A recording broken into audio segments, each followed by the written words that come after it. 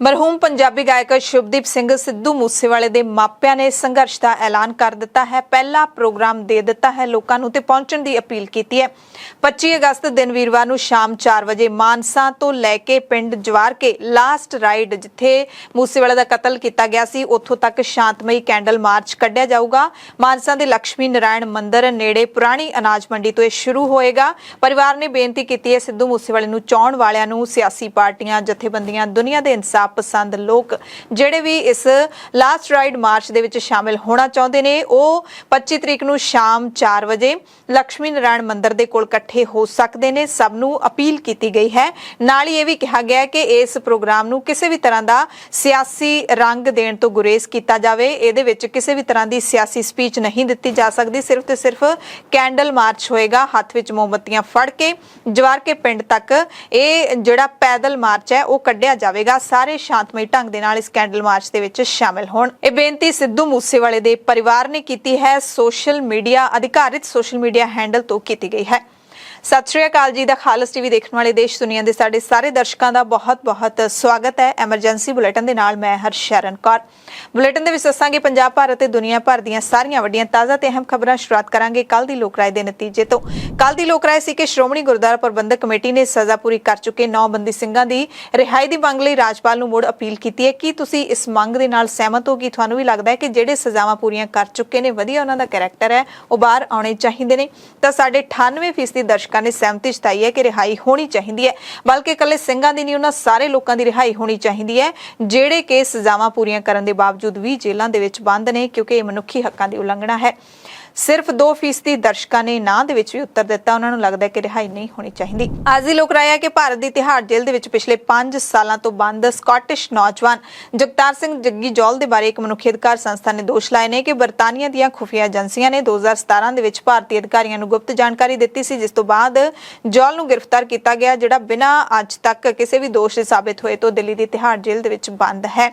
ਤੁਸੀਂ ਇਸ ਬਾਰੇ ਕੀ ਸੋਚਦੇ ਹੋ? ਜਗਤਾਰ ਸਿੰਘ ਜੱਗੀ ਜੌਲ ਨੂੰ ਜਿਸ ਤਰੀਕੇ ਦੇ ਨਾਲ ਗ੍ਰਿਫਤਾਰ ਕੀਤਾ ਗਿਆ, ਵਿਆਹ ਤੋਂ ਕੁਝ ਦਿਨਾਂ ਬਾਅਦ ਆਪਣੀ ਘਰਵਾਲੀ ਦੇ ਨਾਲ ਉਸਨੂੰ ਜਲੰਧਰ ਤੋਂ ਚੁੱਕ ਲਿਆ ਗਿਆ ਸੀ, ਮੁੜ ਕੇ ਉਹ ਆਪਣੇ ਮੁਲਕ ਵਾਪਸ ਹੀ ਨਹੀਂ ਜਾ ਸਕਿਆ। ਕੀ ਇਹ ਮਨੁੱਖੀ ਅਧਿਕਾਰਾਂ ਦੀ ਉਲੰਘਣਾ ਤੁਸੀਂ ਮੰਨਦੇ ਹੋ?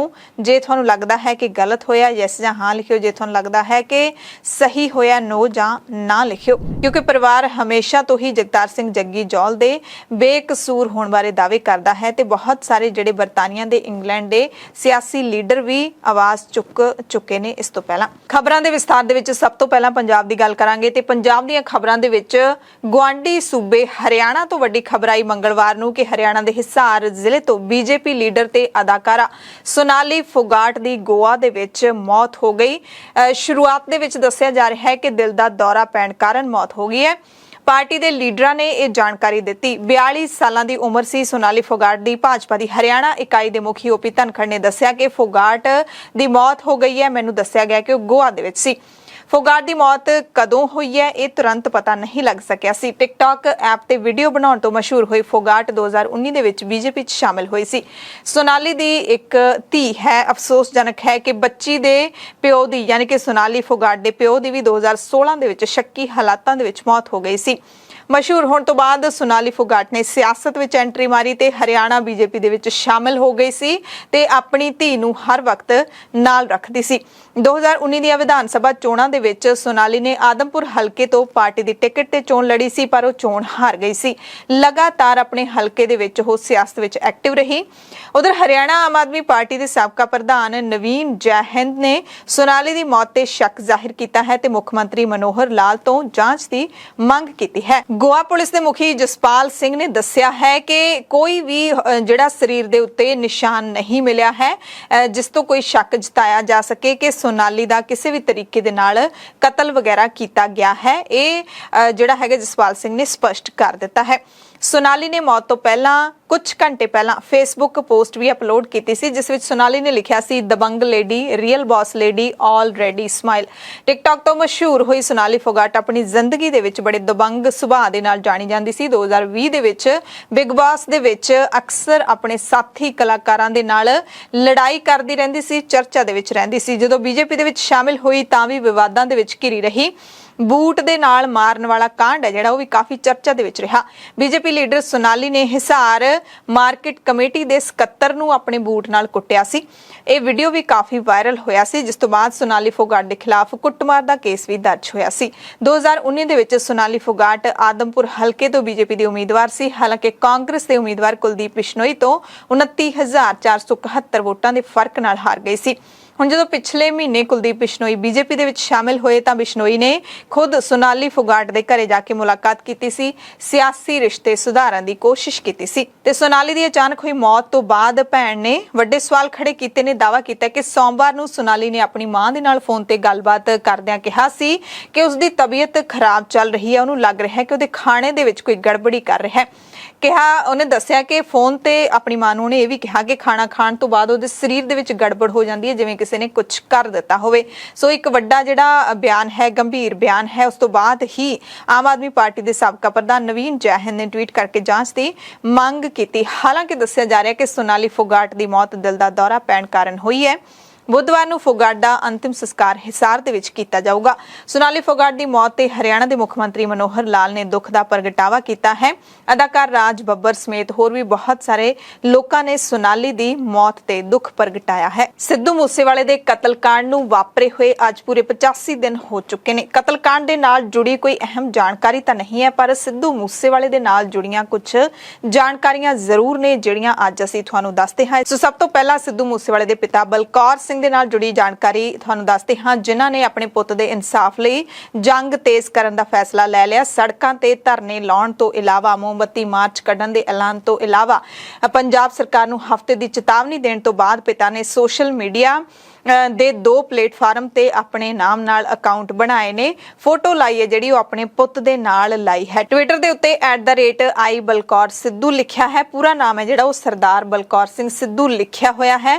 ਨਾਲ ਹੀ ਜਿਹੜੀ ਆਪਣੀ ਫੋਟੋ ਇਸ ਤੇ ਲਾਈ ਹੈ, ਪੁੱਤ ਦੇ ਨਾਲ ਆਪਦੀ ਫੋਟੋ ਲਾਈ ਹੈ। ਉਹਨਾਂ ਨੇ ਬਲੈਕ ਐਂਡ ਵਾਈਟ ਫੋਟੋ ਲਾਈ ਹੋਈ ਹੈ ਤੇ ਜਿਹੜੀ ਪਿੱਛੇ ਪੋਸਟਰ ਫੋਟੋ ਹੁੰਦੀ ਹੈ ਉਹ ਰੰਗੀਨ ਫੋਟੋ ਲਾਈ ਹੈ, ਉਹ ਵੀ ਪੁੱਤ ਦੇ ਨਾਲ ਲਾਈ ਹੈ ਤੇ ਹੈਸ਼ਟੈਗ ਦਿੱਤਾ ਹੈ ਜਸਟਿਸ ਫॉर ਸਿੱਧੂ ਮੂਸੇਵਾਲਾ। ਇਸੇ ਤਰ੍ਹਾਂ ਇੰਸਟਾਗ੍ਰਾਮ ਦੇ ਉੱਤੇ ਪੇਜ ਬਣਾਇਆ ਹੈ, ਲਿਖਿਆ ਹੋਇਆ ਕਿ ਇੱਕੋ ਇੱਕ ਆਫੀਸ਼ੀਅਲ ਅਕਾਊਂਟ ਹੈ ਬਲਕੌਰ ਸਿੰਘ ਸਿੱਧੂ ਦਾ। ਇੰਸਟਾਗ੍ਰਾਮ ਦੇ ਉੱਤੇ ਵੀ ਸੇਮ ਤਸਵੀਰਾਂ ਲਾਈਆਂ ਨੇ ਤੇ ਨਾਲ ਹੀ ਹੈਸ਼ਟੈਗ ਦਿੱਤਾ ਹੈ ਜਸਟਿਸ ਫॉर ਸਿੱਧੂ ਮੂਸੇਵਾਲਾ। ਤੇ ਪੁੱਤ ਦੇ ਸੰਘਰਸ਼ ਨੂੰ ਲੈ ਕੇ ਹੁਣ ਜਿਹੜੀ ਵੀ ਜਾਣਕਾਰੀ ਪਿਤਾ ਦੇ ਵੱਲੋਂ ਦਿੱਤੀ ਜਾਏਗੀ ਉਹ ਇਹਨਾਂ ਜਿਹੜੇ ਆਫੀਸ਼ੀਅਲ ਅਕਾਊਂਟਸ ਦੇ ਜ਼ਰੀਏ ਹੀ ਦਿੱਤੀ ਜਾਏਗੀ। ਪਹਿਲਾਂ ਆਪਣੇ ਪੁੱਤਰ ਦਾ ਸੋਸ਼ਲ ਮੀਡੀਆ ਅਕਾਊਂਟ ਵਰਤਦੇ ਸੀ, ਪਰ ਹੁਣ ਸੰਘਰਸ਼ ਨੂੰ ਲੈ ਕੇ ਜਾਂ ਹੋਰ ਵੀ ਕੋਈ ਜਾਣਕਾਰੀ ਪਿਤਾ ਦੇ ਵੱਲੋਂ ਇਹਨਾਂ ਖਾਤਿਆਂ ਦੇ ਰਾਹੀਂ ਹੀ ਦਿੱਤੀ ਜਾਏਗੀ। ਫੋਲੋ ਕਰਨ ਵਾਲਿਆਂ ਦੀ ਗਿਣਤੀ ਲਗਾਤਾਰ ਵੱਧ ਰਹੀ ਹੈ। ਟਵਿੱਟਰ ਦੇ ਉੱਤੇ 6000 ਤੋਂ ਵੱਧ ਫਾਲੋਅਰਸ ਨੇ ਜਿਹੜੇ ਜੁੜ ਚੁੱਕੇ ਨੇ ਪਿਤਾ ਦੇ ਨਾਲ ਅਤੇ ਇੰਸਟਾਗ੍ਰਾਮ ਦੇ ਉੱਤੇ 2.5 ਲੱਖ ਦੇ ਨੇੜੇ ਇਹ ਗਿਣਤੀ ਪਹੁੰਚਣ ਵਾਲੀ ਹੈ। ਖਬਰਾਂ ਪੜ੍ਹੇ ਜਾਣ ਤੱਕ 2,26,000 ਲੋਕਾਂ ਨੇ ਇਸ ਅਕਾਊਂਟ ਨੂੰ ਫੋਲੋ ਕਰ ਲਿਆ ਸੀ। ਲੰਘੇ ਐਤਵਾਰ ਦੀ ਗੱਲ ਕਰ ਲਈਏ ਤਾਂ ਉਦੋਂ ਮਾਂ-ਪਿਓ ਨੇ ਆਪਣੇ ਘਰ ਦੇ ਵਿੱਚੋਂ ਇਹ ਚੇਤਾਵਨੀ ਦਿੱਤੀ ਸੀ ਸਰਕਾਰ ਨੂੰ ਕਿ ਇੱਕ ਹਫ਼ਤਾ ਅਸੀਂ ਹੋਰ ਉਡੀਕਾਂਗੇ। ਜੇ ਕੋਈ ਫਰੂਟਫੁਲ ਜਿਹੜੀ ਜਾਣਕਾਰੀ ਨਾ ਮਿਲੀ ਇਨਸਾਫ ਨੂੰ ਲੈ ਕੇ, ਜੇ ਕੋਈ ਵੱਡੀ ਅਪਡੇਟ ਨਾ ਮਿਲੀ ਤਾਂ ਅਸੀਂ ਸੜਕਾਂ ਤੇ ਉਤਰਾਂਗੇ, ਪਰ ਸ਼ਾਂਤਮਈ ਤਰੀਕੇ ਦੇ ਨਾਲ ਸੰਘਰਸ਼ ਕਰਾਂਗੇ। ਉਹਨਾਂ ਨੇ ਕਿਹਾ ਕਿ 3 ਮਹੀਨੇ ਹੋ ਗਏ ਨੇ, ਸਬਰ ਦਾ ਬੰਨ ਟੁੱਟਦਾ ਜਾ ਰਿਹਾ ਹੈ। ਬੜਾ ਭਰੋਸਾ ਸੀ, ਨਿਆਂ ਦੇ ਵਿੱਚ ਰੱਖਿਆ ਸੀ ਕਿ ਨਿਆਂ ਜ਼ਰੂਰ ਮਿਲੂਗਾ, ਅਦਾਲਤਾਂ ਦੇ ਵਿੱਚ ਰੱਖਿਆ ਸੀ, ਸਰਕਾਰ ਦੇ ਵਿੱਚ ਰੱਖਿਆ ਸੀ, ਪਰ ਹੁਣ ਸਬਰ ਦਾ ਬੰਨ ਟੁੱਟ ਰਿਹਾ ਹੈ, ਭਰੋਸਾ ਟੁੱਟਦਾ ਜਾ ਰਿਹਾ ਹੈ। ਇਸ ਕਰਕੇ ਉਹਨਾਂ ਨੇ ਸਾਰਿਆਂ ਨੂੰ, ਦੇਸ਼ ਵਿਦੇਸ਼ ਵਿੱਚ ਬੈਠੇ ਸਭ ਨੂੰ ਅਪੀਲ ਕੀਤੀ ਕਿ ਸੰਘਰਸ਼ ਕਰੀਏ ਤਾਂ ਕਿ ਪੁੱਤ ਦਾ ਇਨਸਾਫ ਮਿਲ ਸਕੇ। ਮਾਂ ਪਿਓ ਨੇ ਸਰਕਾਰਾਂ ਦੇ ਨਾਲ ਗਿਲਾ ਵੀ ਜ਼ਾਹਿਰ ਕੀਤਾ ਸੀ। ਚੈਨਲ ਬੰਦ ਕਰਵਾਉਣ ਦੀ ਕੋਸ਼ਿਸ਼ ਕੀਤੀ। ਮੈਂ ਤੁਹਾਨੂੰ ਜਿੰਨੀ ਜੋਗਾ ਹਾਂ ਕੋਈ ਅਗਲਾ ਜਿਹੜਾ ਕੋਈ ਪ੍ਰੋਗਰਾਮ ਹੈ ਉਹ ਦੇਵਾਂਗਾ ਤੇ ਮੈਂ ਸਰਕਾਰ ਨੂੰ ਵੀ ਇਹ ਗੱਲ ਕਹਿਣਾ ਜੇ ਇਹ ਤੋਂ ਬਾਅਦ ਗੱਲ ਬੱਸੋਂ ਬਾਹਰ ਹੁੰਦੀ ਹੈ ਤੇ ਸਾਡੇ ਹੱਥ ਖੜੇ ਨੇ, ਅਸੀਂ ਪੂਰਾ ਪ੍ਰੋਪਰ ਟਾਈਮ ਦਿੱਤਾ ਸਰਕਾਰ ਨੂੰ। ਦੂਜੀ ਲੜਾਈ ਜਿਹੜੀ ਹੈਗੀ ਹੈ ਗੈਂਗਸਟਰਾਂ ਦੀ ਹੈ, ਆਪਾਂ ਨੂੰ ਥੋੜਾ ਜਿਹਾ ਤਕੜੇ ਹੋਣਾ ਪੈਣਾ। ਮੈਂ ਤੁਹਾਡੇ ਸਾਰਿਆਂ ਦੇ ਚਰਨਾਂ 'ਚ ਇੱਕੋ ਹੀ ਬੇਨਤੀ ਕਰਦਾ, ਤੁਸੀਂ ਜਿਹੜੇ ਵੀ ਪਿੰਡਾਂ ਤੋਂ ਆਏ ਹੋ, ਤੁਹਾਡੇ ਕਲੱਬ ਨੇ, ਤੁਸੀਂ ਸਿੱਧੂ ਨੂੰ ਆਪਦੇ ਭਰਾ ਨੂੰ ਪਿਆਰ ਕਰਦੇ ਹੋ, ਤੁਸੀਂ ਇਕੱਠੇ ਹੋ ਕੇ ਆਪਦੀ ਰਾਏ ਕਰੋ। ਤੁਸੀਂ ਕੈਂਡਲ ਮਾਰਚ ਕੱਢੋ ਆਪੋ ਆਪਣੇ ਪਿੰਡ ਜਿੱਥੇ ਵੀ ਤੁਸੀਂ ਬੈਠੇ ਹੋ, ਦੂਰ ਨੇੜੇ ਹੋਗੇ। ਅਗਲੇ ਹਫ਼ਤੇ ਮੈਂ ਅੱਜ ਦੇ ਪ੍ਰੋਗਰਾਮ ਤੇ ਮੈਂ ਇਹੀ ਗੱਲ ਮੈਂ ਦੱਸਣੀ ਵੀ ਚਾਹੁੰਦਾ ਇਸ ਗੱਲ ਦੀ ਵੀ ਅਸੀਂ ਚੁੱਪ ਕਰਕੇ ਨਹੀਂ ਬੈਠਾਂਗੇ, ਸਾਨੂੰ ਸੜਕਾਂ ਤੇ ਆਉਣਾ ਪੈਣਾ, ਪਰ ਅਸੀਂ ਫਿਰ ਵੀ ਕੋਈ ਕਹਾਣੀ ਨਹੀਂ ਵਰਤਾਂਗੇ। ਇਹਦੀ ਜ਼ਿੰਮੇਵਾਰੀ ਗੌਰਮੈਂਟ ਨੂੰ ਲੈਣੀ ਪਊਗੀ।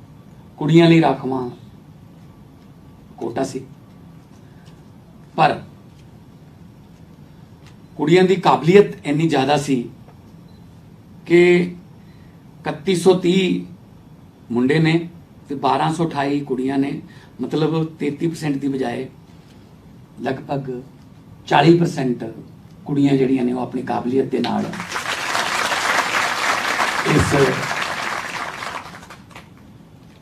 ਭਰਤੀ ਦੇ ਵਿੱਚ ਸ਼ਾਮਲ ਹੋਈਆਂ ਤੇ ਭਰਤੀ ਹੋਈਆਂ। ਸਫਲਤਾਪੂਰਵਕ ਉਹਨਾਂ ਨੇ ਟੈਸਟ ਪਾਸ ਕੀਤੇ। ਆਪਣੇ ਸੰਬੋਧਨ ਦੇ ਵਿੱਚ ਮੁੱਖ ਮੰਤਰੀ ਨੇ ਪਹਿਲੇ ਪਾਤਸ਼ਾਹ ਸ੍ਰੀ ਗੁਰੂ ਨਾਨਕ ਸਾਹਿਬ ਦੀ ਔਰਤ ਪੁਰਸ਼ ਦੀ ਬਰਾਬਰੀ ਵਾਸਤੇ ਜੋ ਕ੍ਰਾਂਤੀਕਾਰੀ ਆਵਾਜ਼ ਚੁੱਕੀ ਸੀ ਉਸ ਦਾ ਹਵਾਲਾ ਦਿੰਦਿਆਂ ਉਹਨਾਂ ਦੀਆਂ ਸਿੱਖਿਆਵਾਂ ਤੇ ਚੱਲਣ ਦਾ ਹੋਕਾ ਦਿੱਤਾ ਤੇ ਪ੍ਰਣ ਵੀ ਕੀਤਾ ਤੇ ਸ਼ਹੀਦ ਆਜ਼ਮ ਸਰਦਾਰ ਭਗਤ ਸਿੰਘ ਨੂੰ ਵੀ ਯਾਦ ਕੀਤਾ। ਇਸ ਮੌਕੇ ਮਾਨ ਨੇ ਪੰਜਾਬ ਪੁਲਿਸ ਦੇ ਨਵੇਂ ਨਿਯੁਕਤ ਕੀਤੇ ਗਏ ਕਾਂਸਟੇਬਲਾਂ ਨੂੰ ਆਮ ਲੋਕਾਂ ਦੇ ਨਾਲ ਪਿਆਰ ਭਰਿਆ ਵਿਵਹਾਰ ਕਰਨ ਦੀ ਅਪੀਲ ਵੀ ਕੀਤੀ ਤੇ ਪੰਜਾਬ ਪੁਲਿਸ ਦੀ ਤਾਰੀਫ ਵੀ ਕਰ ਗਏ। ਸਾਰਿਆਂ ਨੂੰ ਇੱਜ਼ਤ ਕਰੋ ਤੇ ਕਰਾਓ ਦਾ ਸੰਦੇਸ਼ ਦਿੱਤਾ ਤੇ ਸੁਰਜੀਤ ਪਾਤਰ ਦੇ ਇੱਕ ਸ਼ੇਰ ਦੇ ਨਾਲ ਆਪਣੇ ਸੰਬੋਧਨ ਨੂੰ ਖਤਮ ਕੀਤਾ। ਕੀ ਹੋਇਆ ਜੇ ਪਤਝੜ ਆਈ ਤੂੰ ਅਗਲੀ ਰੁੱਤ ਵਿੱਚ ਯਕੀਨ ਰੱਖੀ, ਮੈਂ ਲੱਭ ਕੇ ਲਿਆਉਂ ਕਿਤੋਂ ਕਲਮਾ ਤੂੰ ਫੁੱਲਾਂ ਜੋਗੀ ਜ਼ਮੀਨ ਰੱਖੀ। ਇਸ ਪ੍ਰੋਗਰਾਮ ਤੋਂ ਬਾਅਦ ਮੁੱਖ ਮੰਤਰੀ ਭਗਵੰਤ ਸਿੰਘ ਮਾਨ ਨੇ ਮੀਡੀਆ ਦੇ ਨਾਲ ਵੀ ਗੱਲਬਾਤ ਕੀਤੀ। ਮੀਡੀਆ ਨੇ ਜਦੋਂ ਭਾਰਤ ਭੂਸ਼ਣ ਆਸ਼ੂ ਦੀ ਗ੍ਰਿਫਤਾਰੀ ਤੇ ਸਵਾਲ ਪੁੱਛਿਆ ਤਾਂ ਉਹਨਾਂ ਨੇ ਕਿਹਾ ਕਿ ਸਾਡੇ ਕੋਲ ਸਬੂਤ ਨੇ ਤਾਂ ਹੀ ਕਾਰਵਾਈ ਹੋਈ ਹੈ। ਜਿਸਨੇ ਪੰਜਾਬ ਨੂੰ ਲੁੱਟਿਆ ਉਸ ਤੋਂ ਹਿਸਾਬ ਲਿਆ ਜਾਊਗਾ। ਅਸੀਂ ਵੋਟਾਂ ਤੋਂ ਪਹਿਲਾਂ ਵੀ ਕਹਿੰਦੇ ਸੀ ਤੇ ਹੁਣ ਵੀ ਕਹਿੰਦੇ ਹਾਂ ਤੇ ਹਿਸਾਬ ਲਵਾਂਗੇ। ਹਾਸੇ ਠੱਠੇ ਦੇ ਵਿੱਚ ਭਗਵੰਤ ਮਾਨ ਨੇ ਕਿਹਾ ਕਿ ਸਾਨੂੰ ਉਹ ਬਾਰੀ-ਬਾਰੀ ਆ ਕੇ ਚੰਡੀਗੜ੍ਹ ਕਹਿ ਰਹੇ ਸੀ ਕਿ ਸਾਨੂੰ ਫੜ ਲਓ, ਹੁਣ ਅਸੀਂ ਫੜ ਲਿਆ, ਪਰ ਇਸ ਦੇ ਪਿੱਛੇ ਕਹਿੰਦੇ ਕੋਈ ਵੀ ਸਿਆਸੀ ਬਦਲਾਖੋਰੀ ਨਹੀਂ ਹੈ, ਕਾਨੂੰਨ ਆਪਣਾ ਕੰਮ ਕਰ ਰਿਹਾ ਹੈ। ਉਹਨਾਂ ਗ੍ਰਿਫਤਾਰ ਕੀਤੇ ਗਏ ਕਾਂਗਰਸੀ ਲੀਡਰ ਭਾਰਤ ਭੂਸ਼ਣ ਆਸ਼ੂ ਬਾਰੇ ਇੱਕ ਗੱਲ ਦਾ ਜ਼ਿਕਰ ਵੀ ਕੀਤਾ। ਕਹਿੰਦੇ ਜਦੋਂ ਉਹਨਾਂ ਨੇ ਡੀਐਸਪੀ ਨੂੰ ਇਹ ਗੱਲ ਕਹੀ ਸੀ ਕਿ ਜਾਓ ਕਹਿ ਦਿਓ ਮੰਤਰੀ ਨੂੰ ਕਿ ਮੰਤਰੀ ਹਾਈ ਕੋਰਟ ਦੀ ਨਹੀਂ ਮੰਨਦਾ। ਇਸ ਤੋਂ ਇਲਾਵਾ ਉਹਨਾਂ ਨੇ ਆਸ਼ੂ ਦੇ ਵੱਲੋਂ ਇੱਕ ਮਹਿਲਾ ਡੀਓ ਦੇ ਨਾਲ ਕੀਤੇ ਦੁਰਵਿਵਹਾਰ ਦੀ ਗੱਲ ਵੀ ਸਾਂਝੀ ਕੀਤੀ। ਸੀਐਮ ਨੇ ਕਿਹਾ ਸੀ ਕਿ ਅਸੀਂ ਚੋਣਾਂ ਤੋਂ ਪਹਿਲਾਂ ਇਹ ਦਾਅਵਾ ਕੀਤਾ ਸੀ, ਲੋਕਾਂ ਦੇ ਨਾਲ ਵਾਅਦੇ ਕੀਤੇ ਸੀ ਕਿ ਪੰਜਾਬ ਨੂੰ ਲੁੱਟਣ ਵਾਲੇ ਫੜੇ ਜਾਣਗੇ, ਹਿਸਾਬ ਕਿਤਾਬ ਲਿਆ ਜਾਊਗਾ ਤੇ ਇਹ ਗ੍ਰਿਫਤਾਰੀ ਉਸ ਹਿਸਾਬ ਕਿਤਾਬ ਦੀ ਹੀ ਕੜੀ ਹੈ। ਅਸੀਂ ਜਿਸ ਵੇਲੇ ਵੋਟਾਂ ਮੰਗ ਰਹੇ ਸੀ ਲੋਕਾਂ ਤੋਂ, ਮੁਹੱਲਿਆਂ 'ਚ ਜਾ ਰਹੇ ਸੀ, ਅਰਵਿੰਦ ਕੇਜਰੀਵਾਲ ਜੀ ਦੇ ਨਾਲ ਅਸੀਂ ਸ਼ਹਿਰਾਂ ਜਾ ਰਹੇ ਸੀ, ਕਸਬਿਆਂ ਜਾ ਰਹੇ ਸੀ, ਰੋਡ ਸ਼ੋਅ ਕਰ ਰਹੇ ਸੀ। ਅਸੀਂ ਨਾਲ ਇਹ ਵੀ ਕਹਿ ਰਹੇ ਸੀ ਕਿ ਜਿਨ੍ਹਾਂ ਨੇ ਪੰਜਾਬ ਦਾ ਖਜ਼ਾਨਾ ਲੁੱਟਿਆ ਉਹਨਾਂ ਤੋਂ 1-1 ਰੁਪਈਏ ਦਾ ਹਿਸਾਬ ਲਵਾਂਗੇ। ਸੋ ਇਹ ਜਿਹੜੀਆਂ ਗ੍ਰਿਫਤਾਰੀਆਂ ਨੇ ਇਹ ਉਸ ਹਿਸਾਬ ਲੈਣ ਦੀ ਸਿਲਸਿਲੇ ਦੇ ਵਿੱਚ ਹੀ ਕੜੀ ਦਾ ਹਿੱਸਾ ਨੇ। ਦੇਖੋ ਇਹ ਉਹਨਾਂ ਦੀ ਲੈਂਗੁਏਜ, ਉਹਨਾਂ ਨੂੰ ਮੁਬਾਰਕ ਹੋਵੇ। ਇਹੋ ਜਿਹੀ ਭਾਸ਼ਾ ਨਹੀਂ ਉਹਨਾਂ ਦਾ ਇਹ ਹਾਲ ਕੀਤਾ ਹੈ ਜੋ ਧਮਕੀਆਂ ਦਿੰਦੇ ਸੀ। ਤੁਸੀਂ ਸੁਣਿਆ ਹੋਣਾ, ਤੁਸੀਂ ਆਸ਼ੂ ਜੀ ਮਿਨਿਸਟਰ ਸੀ ਜਿਸ ਵੇਲੇ, ਉਸ ਵੇਲੇ ਇੱਕ ਡੀਐਸਪੀ ਨੂੰ ਕੀ ਕਹਿ ਰਹੇ ਸੀ, ਜਾਓ ਕਹਿ ਦਿਓ ਮੰਤਰੀ ਹਾਈ ਕੋਰਟ ਦੀ ਮੰਨਦਾ ਨਹੀਂ। ਇਹ ਹੰਕਾਰ ਹੈ। ਬਾਕੀ ਕਾਨੂੰਨ ਆਪਣੀ ਕਾਰਵਾਈ ਕਰੂਗਾ। ਹੁਣ ਇੱਥੇ ਆ ਕੇ ਤਾਂ ਕਹਿੰਦੇ ਸਾਨੂੰ ਫੜ ਲਓ, ਜਦੋਂ ਫੜ ਲਏ ਕਹਿੰਦੇ ਕਿਉਂ ਫੜੇ ਹੋ।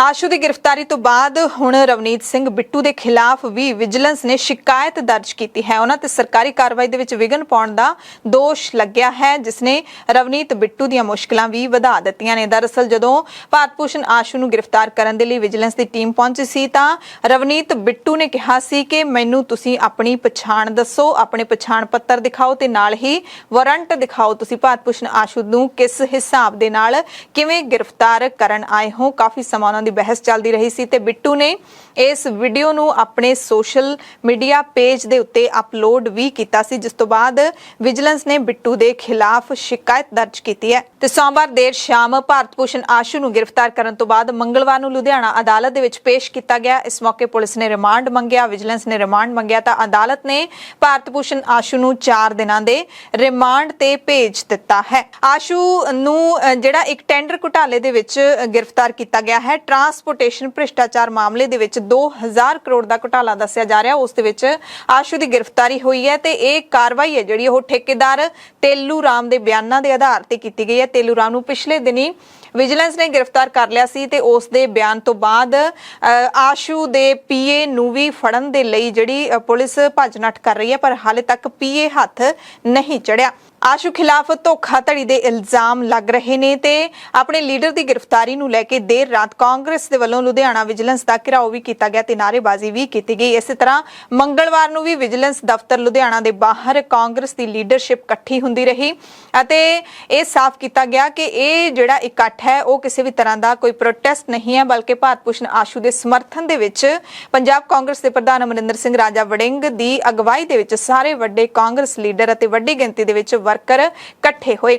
ਸੋ ਕਿਤੇ ਨਾ ਕਿਤੇ ਕਾਂਗਰਸ ਦੇ ਵਿੱਚ ਘਬਰਾਹਟ ਹੈ ਜਿਹੜੀ ਉਹ ਸਾਫ਼ ਤੌਰ ਤੇ ਦਿਖਾਈ ਦੇ ਰਹੀ ਹੈ, ਕਿਉਂਕਿ ਧੜਾਧੜ ਇਸ ਤਰ੍ਹਾਂ ਦੇ ਮਾਮਲੇ ਘੁਟਾਲੇ ਇਹ ਸਾਰੇ ਸਾਹਮਣੇ ਆ ਰਹੇ ਨੇ ਅਤੇ ਕਾਂਗਰਸ ਦੇ ਲੀਡਰਾਂ ਦੀ ਵੱਡੇ ਲੀਡਰਾਂ ਦੀ ਗ੍ਰਿਫਤਾਰੀ ਵੀ ਲਗਾਤਾਰ ਹੋ ਰਹੀ ਹੈ। ਹਾਲਾਂਕਿ ਕਿਸੇ ਦੇ ਖਿਲਾਫ ਦੋਸ਼ ਸਿੱਧ ਨਹੀਂ ਹੋਏ, ਜਾਂਚ ਹੀ ਚੱਲ ਰਹੀ ਹੈ। ਕਾਂਗਰਸ ਦੇ ਇੱਕ ਹੋਰ ਸਾਬਕਾ ਮੰਤਰੀ ਦੇ ਨਾਲ ਜੁੜੀ ਹੋਈ ਖਬਰ ਹੈ। ਪੰਜਾਬ ਤੇ ਹਰਿਆਣਾ ਹਾਈ ਕੋਰਟ ਨੇ ਸਾਬਕਾ ਕਾਂਗਰਸੀ ਮੰਤਰੀ ਸਾਧੂ ਸਿੰਘ ਧਰਮਸੋਤ ਤੇ ਸਾਬਕਾ ਮੰਤਰੀ ਸੰਗਤ ਸਿੰਘ ਗਿਲਜੀਆਂ ਦੇ ਭਤੀਜੇ ਦਲਜੀਤ ਗਿਲਜੀਆਂ ਦੀ ਪਟੀਸ਼ਨ ਤੇ ਫੈਸਲਾ ਰਾਖਵਾਂ ਰੱਖ ਲਿਆ। ਇਹਨਾਂ ਦੋਵਾਂ ਨੂੰ ਜੰਗਲਾਤ ਘੁਟਾਲੇ ਦੇ ਵਿੱਚ ਗ੍ਰਿਫਤਾਰ ਕੀਤਾ ਗਿਆ ਹੈ। ਉਹਨਾਂ ਜ਼ਮਾਨਤ ਦੇ ਲਈ ਅਪੀਲ ਪਾਈ ਸੀ। ਦੋਹਾਂ ਧਿਰਾਂ ਦੀ ਬਹਿਸ ਸੁਣਨ ਤੋਂ ਬਾਅਦ ਅਦਾਲਤ ਨੇ ਫੈਸਲਾ ਰਾਖਵਾਂ ਰੱਖ ਲਿਆ। ਪੰਜਾਬ ਹਰਿਆਣਾ ਹਾਈ ਕੋਰਟ ਦੇ ਵੱਲੋਂ ਪੰਜਾਬ ਦੇ ਵਿੱਚ ਬੜੇ ਹੀ ਭਖਦੇ ਮੁੱਦੇ ਵੀਆਈਪੀਜ਼ ਦੀ ਸੁਰੱਖਿਆ ਦੇ ਮੁੱਦੇ ਤੇ ਇੱਕ ਨਵਾਂ ਆਦੇਸ਼ ਜਾਰੀ ਕੀਤਾ ਗਿਆ ਹੈ। ਰਹਿੰਦੇ ਵੀਆਈਪੀਜ਼ ਦੀ ਸੁਰੱਖਿਆ ਵੀ ਬਹਾਲ ਕਰ ਦਿੱਤੀ ਹੈ। ਹਾਈ ਕੋਰਟ ਨੇ ਪੰਜਾਬ ਸਰਕਾਰ ਨੂੰ ਸੁਰੱਖਿਆ ਵਾਪਸੀ ਦੇ ਲਈ ਕੇਂਦਰੀ ਤੇ ਸੂਬਾ ਸੁਰੱਖਿਆ ਏਜੰਸੀਆਂ ਦੇ ਨਾਲ ਮੁੜ ਤੋਂ ਸਮੀਖਿਆ ਕਰਨ ਤੋਂ ਬਾਅਦ ਹੀ ਕੋਈ ਫੈਸਲਾ ਲੈਣ ਦੇ ਲਈ ਕਿਹਾ ਹੈ। ਪੰਜਾਬ ਦੇ ਭਗਵੰਤ ਮਾਨ ਦੀ ਸਰਕਾਰ ਦੇ ਵੱਲੋਂ 2 ਪੜਾਵਾਂ ਦੇ ਵਿੱਚ 550 ਤੋਂ ਵੱਧ ਪੰਜਾਬੀ ਵੀਆਈਪੀਜ਼ ਦੀ ਸੁਰੱਖਿਆ ਵਾਪਸ ਲੈ ਲਈ ਗਈ ਸੀ। ਹਾਈ ਕੋਰਟ ਨੇ ਸੁਰੱਖਿਆ ਸੂਚੀ ਲੀਕ ਹੋਣ ਨੂੰ ਵੀ ਗੰਭੀਰਤਾ ਦੇ ਨਾਲ ਲਿਆ ਹੈ। ਮੰਗਲਵਾਰ ਨੂੰ ਸੁਣਾਏ ਫੈਸਲੇ ਦੇ ਵਿੱਚ ਅਦਾਲਤ ਨੇ ਕਿਹਾ ਕਿ ਸੁਰੱਖਿਆ ਵਾਪਸ ਲੈਣ ਦੇ ਕਾਗਜ਼ਾਤ ਜਨਤਕ ਕੀਤੇ ਗਏ ਤਾਂ ਕਿਉਂ ਕੀਤੇ ਗਏ, ਇਹਦੇ ਕਰਕੇ ਹੀ ਲੋਕ ਜ਼ਿਆਦਾ ਖਤਰੇ ਦੇ ਵਿੱਚ ਆਏ ਸਨ। ਗਲਤ ਅਨਸਰਾਂ ਨੇ ਇਸ ਦਾ ਫਾਇਦਾ ਚੁੱਕਿਆ ਹੈ। ਅਦਾਲਤ ਨੇ ਸਰਕਾਰ ਨੂੰ ਭਵਿੱਖ ਵਿੱਚ ਸੁਚੇਤ ਰਹਿਣ ਦੀ ਤਾੜਨਾ ਵੀ ਕੀਤੀ ਹੈ। ਅੱਗੇ ਹੁਕਮ ਜਾਰੀ ਕਰਦਿਆਂ ਕਿਹਾ ਕਿ ਸੁਰੱਖਿਆ ਸਮੀਖਿਆ ਪੂਰੀ ਹੋਣ ਤੱਕ ਸਥਿਤੀ ਜਿਉਂ ਦੀ ਤਿਉਂ ਬਣਾਈ ਰੱਖੀ ਜਾਵੇ ਤੇ ਜਿਨ੍ਹਾਂ ਨੂੰ ਸੁਰੱਖਿਆ ਨਹੀਂ ਦਿੱਤੀ ਗਈ ਉਹਨਾਂ ਨੂੰ ਇੱਕ ਸੁਰੱਖਿਆ ਕਰਮਚਾਰੀ ਦਿੱਤਾ ਜਾਵੇ। ਦਰਅਸਲ ਭਗਵੰਤ ਮਾਨ ਸਰਕਾਰ ਨੇ ਸੱਤਾ ਦੇ ਵਿੱਚ ਆਉਂਦਿਆਂ ਹੀ ਵੀਆਈਪੀਜ਼ ਦੇ ਉੱਤੇ ਜ਼ਿਆਦਾ ਅੱਖ ਧਰ ਲਈ ਸੀ। ਇਹਨਾਂ ਦੀ ਸੁਰੱਖਿਆ ਘਟਾ ਦਿੱਤੀ ਗਈ ਸੀ ਤੇ ਜਿਹੜੀ ਕਿ ਜੂਨ 84 ਹਮਲੇ ਦੀ ਬਰਸੀ ਮੌਕੇ ਜਿਹੜੇ ਲੋਕਾਂ ਦੀ ਵੀਆਈਪੀਜ਼ ਦੀ ਸੁਰੱਖਿਆ ਘਟਾਈ ਗਈ ਸੀ ਉਹਦੇ ਵਿੱਚ ਸਿੱਧੂ ਮੂਸੇਵਾਲੇ ਦੀ ਸੁਰੱਖਿਆ ਵੀ ਘਟਾਈ ਗਈ ਸੀ। ਪਰ ਸਰਕਾਰ ਨੇ ਇਸ ਤਰ੍ਹਾਂ ਪ੍ਰਚਾਰਿਆ ਕਿ ਸੁਰੱਖਿਆ ਵਾਪਸ ਲੈ ਲਈ ਗਈ ਹੈ ਤੇ ਸੁਰੱਖਿਆ ਘਟਾਏ ਜਾਣ ਦੇ ਦੂਸਰੇ ਦਿਨ ਹੀ ਸਿੱਧੂ ਮੂਸੇਵਾਲੇ ਦਾ ਭਿਆਨਕ ਕਤਲ ਕਰ ਦਿੱਤਾ ਗਿਆ ਸੀ। ਮੁਲਕ ਦੇ ਪ੍ਰਧਾਨ ਮੰਤਰੀ ਨਰਿੰਦਰ ਮੋਦੀ 24 ਅਗਸਤ ਬੁੱਧਵਾਰ ਨੂੰ ਨਿਊ ਚੰਡੀਗੜ੍ਹ ਦੇ ਵਿੱਚ ਬਣ ਰਹੇ ਹੋਮੀ ਭਾਬਾ ਕੈਂਸਰ ਹਸਪਤਾਲ ਦਾ ਉਦਘਾਟਨ ਕਰਨ ਦੇ ਲਈ ਪੰਜਾਬ ਪਹੁੰਚ ਰਹੇ ਨੇ। ਇਸ ਮੌਕੇ ਉਹ ਇਕੱਠ ਨੂੰ ਸੰਬੋਧਨ ਵੀ ਕਰਨਗੇ। ਭਾਰਤੀ ਜਨਤਾ ਪਾਰਟੀ ਹੈ ਜਿਹੜੀ ਉਹ ਵੀ ਬੁੱਧਵਾਰ ਨੂੰ ਵੱਡਾ ਇਕੱਠ ਕਰਨ ਦੇ ਰੌਂਚ ਦਿਖਾਈ ਦਿੱਤੀ। ਹਰੇਕ ਜ਼ਿਲ੍ਹਾ ਪ੍ਰਧਾਨ ਨੂੰ ਪੰਜਾਬ ਦੇ ਵਿੱਚ 10 ਤੋਂ 15 ਬੱਸਾਂ ਲਿਆਉਣ ਦੀ ਜ਼ਿੰਮੇਵਾਰੀ ਦਿੱਤੀ ਗਈ ਹੈ। ਇਸ ਤੋਂ ਪਹਿਲਾਂ ਪ੍ਰਧਾਨ ਮੰਤਰੀ 5 ਜਨਵਰੀ ਨੂੰ ਫਿਰੋਜ਼ਪੁਰ ਦੇ ਵਿੱਚ ਇੱਕ ਰੈਲੀ ਨੂੰ ਸੰਬੋਧਨ ਕਰਨ ਦੇ ਲਈ ਆਏ ਸੀ, ਪਰ ਰਾਹ ਦੇ ਵਿੱਚ ਹੀ ਵਾਪਸ ਮੁੜ ਗਏ ਸੀ। ਸੁਰੱਖਿਆ ਬ੍ਰੀਚ ਦਾ ਇਲਜ਼ਾਮ ਲਾਉਂਦੇ ਹੋਏ ਉਸ ਤੋਂ ਬਾਅਦ 14 ਫਰਵਰੀ ਨੂੰ ਜਲੰਧਰ ਦੇ ਵਿੱਚ ਫੇਰ ਪਹੁੰਚੇ ਸੀ। ਪ੍ਰਧਾਨ ਮੰਤਰੀ ਜਹਾਜ਼ ਰਾਹੀਂ ਚੰਡੀਗੜ੍ਹ ਦੇ ਹਵਾਈ ਅੱਡੇ ਤੇ ਪਹੁੰਚਣਗੇ। ਚੌਪਰ ਰਾਹੀਂ ਮੰਚ ਕੋਲ ਹੀ ਬਣੇ ਹੈਲੀਪੈਡ ਤੇ ਉਤਰਨਗੇ। ਜਹਾਜ਼ ਹੈ ਜਿਹੜਾ ਮੋਹਾਲੀ ਹਵਾਈ ਅੱਡੇ ਤੇ ਨਹੀਂ ਉਤਰੇਗਾ। ਹੈਲੀਪੈਡ ਤੋਂ ਸਟੇਜ ਤੱਕ ਬੁਲਟ ਪ੍ਰੂਫ ਗੱਡੀ ਰਾਹੀਂ ਸਫ਼ਰ ਕਰਨਗੇ। ਐਮਰਜੈਂਸੀ ਦੇ ਵਿੱਚ ਉਹਨਾਂ ਦੇ ਕਾਫਲੇ ਲਈ ਸੜਕੀ ਰਸਤੇ ਰਾਹੀਂ ਵੀ ਬੰਦੋਬਸਤ ਪੂਰਾ ਕੀਤਾ ਗਿਆ ਹੈ। ਸ਼ਹਿਰ ਦੇ ਵਿੱਚ ਮੌਕ ਡਰਿਲ ਵੀ ਮੰਗਲਵਾਰ ਨੂੰ ਕੀਤੀ ਗਈ। ਉਦਘਾਟਨ ਵਾਲੀ ਥਾਂ ਤੇ ਸਫੈਦ ਤੇ ਪੀਲੇ ਰੰਗ ਦਾ ਟੈਂਟ ਲਾਇਆ ਗਿਆ। ਜ਼ਿੰਮੇਵਾਰੀ ਅੰਮ੍ਰਿਤਸਰ ਦੀ ਇੱਕ ਕੰਪਨੀ ਨੂੰ ਦਿੱਤੀ ਗਈ ਹੈ। ਸਟੇਜ ਦੇ ਆਲੇ ਦੁਆਲੇ 3 ਟਾਇਰ ਸਿਕਿਉਰਿਟੀ ਤਾਇਨਾਤ ਕੀਤੀ ਗਈ ਹੈ। ਪੰਜਾਬ ਤੇ ਕੇਂਦਰੀ ਬਲਾਂ ਦੇ ਜਵਾਨ ਸਾਦੀ ਵਰਦੀ ਦੇ ਵਿੱਚ ਵੀ ਇੱਥੇ ਮੌਜੂਦ ਰਹਿਣਗੇ। 300 ਬਿਸਤਰਿਆਂ ਵਾਲੇ ਇਸ ਕੈਂਸਰ ਹਸਪਤਾਲ ਦੇ ਲਈ ਸਾਬਕਾ ਅਕਾਲੀ ਬੀਜੇਪੀ ਸਰਕਾਰ ਦੇ ਵੱਲੋਂ 60 ਏਕੜ ਜ਼ਮੀਨ ਮੁਫਤ ਦਿੱਤੀ ਗਈ ਸੀ, ਜਿੱਥੇ ਹਸਪਤਾਲ ਬਣ ਕੇ ਤਿਆਰ ਹੋਇਆ। ਤੇ ਪ੍ਰਧਾਨ ਮੰਤਰੀ ਦੀ ਫੇਰੀ ਤੋਂ ਇੱਕ ਦਿਨ ਪਹਿਲਾਂ ਬੀਐਸਐਫ ਨੇ ਪੰਜਾਬ ਦੇ ਵਿੱਚ ਭਾਰਤ ਪਾਕਿਸਤਾਨ ਸਰਹੱਦ ਤੇ ਗਸ਼ਤ ਦੌਰਾਨ ਹਥਿਆਰਾਂ ਦਾ ਵੱਡਾ ਜ਼ਖੀਰਾ ਬਰਾਮਦ ਕੀਤਾ। ਹਥਿਆਰਾਂ ਦੀ ਸਰਹੱਦ ਪਾਰੋਂ ਤਸਕਰੀ ਹੋਣ ਦਾ ਸ਼ੱਕ ਹੈ। ਅਧਿਕਾਰੀਆਂ ਨੇ ਦੱਸਿਆ ਕਿ ਸੀਮਾ ਸੁਰੱਖਿਆ ਬਲ ਦੇ ਜਵਾਨਾਂ ਨੇ ਤੜਕੇ ਫਿਰੋਜ਼ਪੁਰ ਸੈਕਟਰ ਦੇ ਵਿੱਚ 6 ਮੈਗਜ਼ੀਨਾਂ ਦੇ ਨਾਲ 3 AK ਰਾਈਫਲਾਂ, 4 ਮੈਗਜ਼ੀਨਾਂ ਦੇ ਨਾਲ 2 M3 ਸਬ ਮਸ਼ੀਨ ਗੰਨਾਂ ਤੇ 2 ਮੈਗਜ਼ੀਨਾਂ ਦੇ ਨਾਲ 2 ਪਿਸਤੌਲਾਂ ਬਰਾਮਦ ਕੀਤੀਆਂ। ਉਹਨਾਂ ਦਾ ਦਾਅਵਾ ਹੈ ਕਿ ਹਥਿਆਰ ਪਾਕਿਸਤਾਨ ਤੋਂ ਇੱਥੇ ਸਮਗਲ ਕੀਤੇ ਜਾਣ ਦਾ ਪੂਰਾ ਸ਼ੱਕ ਹੈ। ਖਬਰ ਦਿੱਲੀ ਦੀ ਤਿਹਾੜ ਜੇਲ੍ਹ ਦੇ ਵਿੱਚ ਬੰਦ ਸਕਾਟਿਸ਼ ਨੌਜਵਾਨ ਜਗਤਾਰ ਸਿੰਘ ਜੱਗੀ ਜੌਲ ਦੇ ਨਾਲ ਜੁੜੀ ਹੋਈ ਹੈ। ਬਰਤਾਨੀਆ ਦੀਆਂ ਖੁਫੀਆ ਏਜੰਸੀਆਂ ਦੇ ਉੱਤੇ ਬ੍ਰਿਟਿਸ਼ ਨਾਗਰਿਕ ਜਗਤਾਰ ਸਿੰਘ ਜੌਲ ਬਾਰੇ ਭਾਰਤੀ ਅਧਿਕਾਰੀਆਂ ਨੂੰ ਗੁਪਤ ਜਾਣਕਾਰੀਆਂ ਦੇਣ ਦੇ ਦੋਸ਼ ਲੱਗੇ ਨੇ। ਇਹ ਦਾਅਵਾ ਮਨੁੱਖੀ ਅਧਿਕਾਰ ਸੰਸਥਾ ਰਿਪਰੀਵ ਨੇ ਕੀਤਾ ਹੈ, ਜਿਸ ਮੁਤਾਬਿਕ ਬ੍ਰਿਟਿਸ਼ ਖੁਫੀਆ ਏਜੰਸੀਆਂ ਦੇ ਵੱਲੋਂ ਗੈਰ ਕਾਨੂੰਨੀ ਢੰਗ ਦੇ ਨਾਲ ਮੁਹੱਈਆ ਕਰਵਾਈ ਗਈ ਜਾਣਕਾਰੀ ਦੇ ਆਧਾਰ ਤੇ ਹੀ ਪੰਜਾਬ ਪੁਲਿਸ ਨੇ ਜਗਤਾਰ ਸਿੰਘ ਜੌਲ ਨੂੰ ਅਗਵਾ ਕਰਕੇ ਤਸੀਹੇ ਦਿੱਤੇ। BBC ਦੀ ਰਿਪੋਰਟ ਦੇ ਮੁਤਾਬਿਕ ਮਨੁੱਖੀ ਅਧਿਕਾਰ ਸੰਸਥਾ ਰਿਪਰੀਵ ਦੇ ਵੱਲੋਂ ਸਾਂਝੇ ਕੀਤੇ ਗਏ ਦਸਤਾਵੇਜ਼ ਵਿੱਚ ਇਸ ਗੱਲ ਦੇ ਪੱਕੇ ਸਬੂਤ ਨੇ ਕਿ ਜੌਲ ਦੀ ਗ੍ਰਿਫਤਾਰੀ ਬ੍ਰਿਟਿਸ਼ ਦੀ ਖੁਫੀਆ ਏਜੰਸੀ ਦੀ ਜਾਣਕਾਰੀ ਤੋਂ ਬਾਅਦ ਹੀ ਪੰਜਾਬ ਦੇ ਵਿੱਚ ਕੀਤੀ ਗਈ। ਰਿਪੋਰਟ ਵਿੱਚ ਦੱਸਿਆ ਗਿਆ ਹੈ ਕਿ ਇਹਨਾਂ ਦਸਤਾਵੇਜ਼ਾਂ ਨੂੰ ਲੈ ਕੇ UK ਸਰਕਾਰ ਨੇ ਕੋਈ ਟਿੱਪਣੀ ਕਰਨ ਤੋਂ ਇਨਕਾਰ ਕਰ ਦਿੱਤਾ ਹੈ। ਜੌਲ ਨੂੰ ਅਗਲੇ ਮਹੀਨੇ ਅਦਾਲਤ ਦੇ ਵਿੱਚ ਵੀ ਪੇਸ਼ ਕੀਤਾ ਜਾਊਗਾ। ਜੇ ਦੋਸ਼ ਸਾਬਿਤ ਹੋਏ ਤਾਂ ਸਖਤ ਸਜ਼ਾ ਮਿਲ ਸਕਦੀ ਹੈ। ਜੌਲ ਦੇ ਖਿਲਾਫ ਕਾਫੀ ਕੇਸ ਦਾਇਰ ਨੇ, ਪਰ ਹਾਲੇ ਇੱਕ ਵੀ ਕੇਸ ਦੇ ਵਿੱਚ ਦੋਸ਼ ਸਾਬਿਤ ਨਹੀਂ ਹੋ ਸਕੇ ਹਨ। 2017 ਦੇ ਵਿੱਚ ਜਗਤਾਰ ਸਿੰਘ ਜੱਗੀ ਜੌਲ ਨੂੰ ਉਸ ਵੇਲੇ ਜਲੰਧਰ ਤੋਂ ਗ੍ਰਿਫਤਾਰ ਕੀਤਾ ਗਿਆ ਸੀ, ਜਦੋਂ ਉਹ ਆਪਣੇ ਵਿਆਹ ਦੇ ਕੁਝ ਦਿਨਾਂ ਬਾਅਦ ਹੀ ਆਪਣੀ ਪਤਨੀ ਦੇ ਨਾਲ ਖਰੀਦਦਾਰੀ ਕਰ ਰਿਹਾ ਸੀ ਤਾਂ ਸਾਦੇ ਕੱਪੜਿਆਂ ਦੇ ਵਿੱਚ ਪੁਲਿਸ ਨੂੰ ਜੀਪ ਦੇ ਵਿੱਚ ਬਿਠਾ ਕੇ ਲੈ ਗਈ ਸੀ ਤੇ ਪਰਿਵਾਰ ਨੇ ਅਗਵਾ ਦੇ ਦੋਸ਼ ਲਾਏ ਸੀ। ਸੁਪਰੀਮ ਕੋਰਟ ਆਖਿਰਕਾਰ ਗੁਜਰਾਤ ਦੇ ਬਿਲਕੀਸ ਬਾਨੋ ਕੇਸ ਦੇ 11 ਦੋਸ਼ੀਆਂ ਦੀ ਗੁਜਰਾਤ ਸਰਕਾਰ ਵੱਲੋਂ ਰਿਹਾ ਕਰਨ ਨੂੰ ਚੁਣੌਤੀ ਦੇਣ ਵਾਲੀ ਪਟੀਸ਼ਨ ਤੇ ਵਿਚਾਰ ਕਰਨ ਦੇ ਲਈ ਸਹਿਮਤ ਹੋਈ ਹੈ। ਯਾਨੀ ਕਿ 11 ਦੋਸ਼ੀਆਂ ਦੀ ਰਿਹਾਈ ਦੇ ਖਿਲਾਫ ਪਟੀਸ਼ਨ ਸੁਣਨ ਦੇ ਲਈ ਸੁਪਰੀਮ ਕੋਰਟ ਸਹਿਮਤ ਹੋ ਗਈ ਹੈ। ਇਸ ਦੀ ਕਾਫੀ ਵਿਰੋਧਤਾ ਕੀਤੀ ਜਾ ਰਹੀ ਹੈ। ਬਿਲਕੀਸ ਬਾਨੋ ਕਹਿ ਰਹੀ ਹੈ ਕਿ ਮੇਰਾ ਨਿਆਂ ਤੋਂ ਭਰੋਸਾ ਹੀ ਉੱਠ ਗਿਆ ਹੈ। ਦਰਅਸਲ ਜਦੋਂ ਗੁਜਰਾਤ ਦੇ ਵਿੱਚ 2002 ਦੇ ਵਿੱਚ ਦੰਗੇ ਹੋਏ ਸੀ ਤਾਂ ਬਿਲਕੀਸ ਬਾਨੋ ਦੇ ਸਾਹਮਣੇ ਉਸਦੇ ਸਾਰੇ ਪਰਿਵਾਰਕ ਮੈਂਬਰਾਂ ਦਾ ਕਤਲ ਕਰ ਦਿੱਤਾ ਗਿਆ ਸੀ ਤੇ ਬਿਲਕੀਸ ਦੇ ਨਾਲ ਸਮੂਹਿਕ ਬਲਾਤਕਾਰ ਹੋਇਆ ਸੀ ਤੇ ਇਹਨਾਂ ਸਾਰੇ ਦੋਸ਼ੀਆਂ ਨੂੰ 15 ਅਗਸਤ ਵਾਲੇ ਦਿਨ ਗੁਜਰਾਤ ਸਰਕਾਰ ਨੇ ਰਿਹਾ ਕਰ ਦਿੱਤਾ, ਮਾਫੀ ਦੇ ਦਿੱਤੀ। ਸੁਪਰੀਮ ਕੋਰਟ ਨੇ ਯੋਗ ਗੁਰੂ ਬਾਬਾ ਰਾਮਦੇਵ ਦੇ ਵੱਲੋਂ ਕਥਿਤ ਤੌਰ ਤੇ ਐਲੋਪੈਥੀ ਦਾ ਮਜ਼ਾਕ ਉਡਾਉਣ ਤੇ ਸਵਾਲ ਚੁੱਕੇ ਨੇ। ਸੁਪਰੀਮ ਕੋਰਟ ਨੇ ਰਾਮਦੇਵ ਤੋਂ ਜਵਾਬ ਮੰਗਿਆ ਹੈ ਤੇ ਇੱਕ ਤਿੱਖਾ ਸਵਾਲ ਕੀਤਾ ਹੈ ਕਿ ਇਹਦੀ ਕੀ ਗਰੰਟੀ ਹੈ ਕਿ ਬਾਬਾ ਰਾਮਦੇਵ ਸਾਰੀਆਂ ਬਿਮਾਰੀਆਂ ਨੂੰ ਠੀਕ ਕਰ ਦੇਣਗੇ। ਇੰਡੀਅਨ ਮੈਡੀਕਲ ਐਸੋਸੀਏਸ਼ਨ ਯਾਨੀ ਕਿ IMA ਨੇ ਦੋਸ਼ ਲਾਇਆ ਕਿ ਦੇਸ਼ ਦੇ ਵਿੱਚ ਕਰੋਨਾ ਟੀਕਾਕਰਨ ਮੁਹਿੰਮ ਅਤੇ ਆਧੁਨਿਕ ਐਲੋਪੈਥਿਕ ਦਵਾਈਆਂ ਦੇ ਖਿਲਾਫ ਮੁਹਿੰਮ ਚਲਾਈ ਜਾ ਰਹੀ ਹੈ ਤੇ ਇਸ ਦੇ ਵਿੱਚ ਵੱਡਾ ਰੋਲ ਬਾਬਾ ਰਾਮਦੇਵ ਦਾ ਹੈ। ਇਸ ਮਾਮਲੇ ਦੀ ਸੁਣਵਾਈ ਦੌਰਾਨ ਚੀਫ ਜਸਟਿਸ NV ਰਾਮੰਨਾ ਨੇ ਪੁੱਛਿਆ ਕਿ ਬਾਬਾ ਰਾਮਦੇਵ ਐਲੋਪੈਥੀ ਡਾਕਟਰਾਂ ਤੇ ਦੋਸ਼ ਕਿਉਂ ਲਾ ਰਹੇ ਨੇ। ਉਹਨਾਂ ਕਿਹਾ ਕਿ ਰਾਮਦੇਵ ਨੇ ਯੋਗ ਨੂੰ ਹਰਮਨ ਪਿਆਰਾ ਬਣਾਇਆ, ਬੜੀ ਚੰਗੀ ਗੱਲ ਹੈ, ਪਰ ਉਹਨਾਂ ਨੂੰ ਹੋਰ ਮੈਡੀਕਲ ਪ੍ਰਣਾਲੀਆਂ ਦੀ ਆਲੋਚਨਾ ਵੀ ਨਹੀਂ ਕਰਨੀ ਚਾਹੀਦੀ ਕਿਉਂਕਿ ਐਲੋਪੈਥੀ ਦੇ ਵਿੱਚ ਵੱਡੇ ਚਮਤਕਾਰ ਹੋਏ ਨੇ।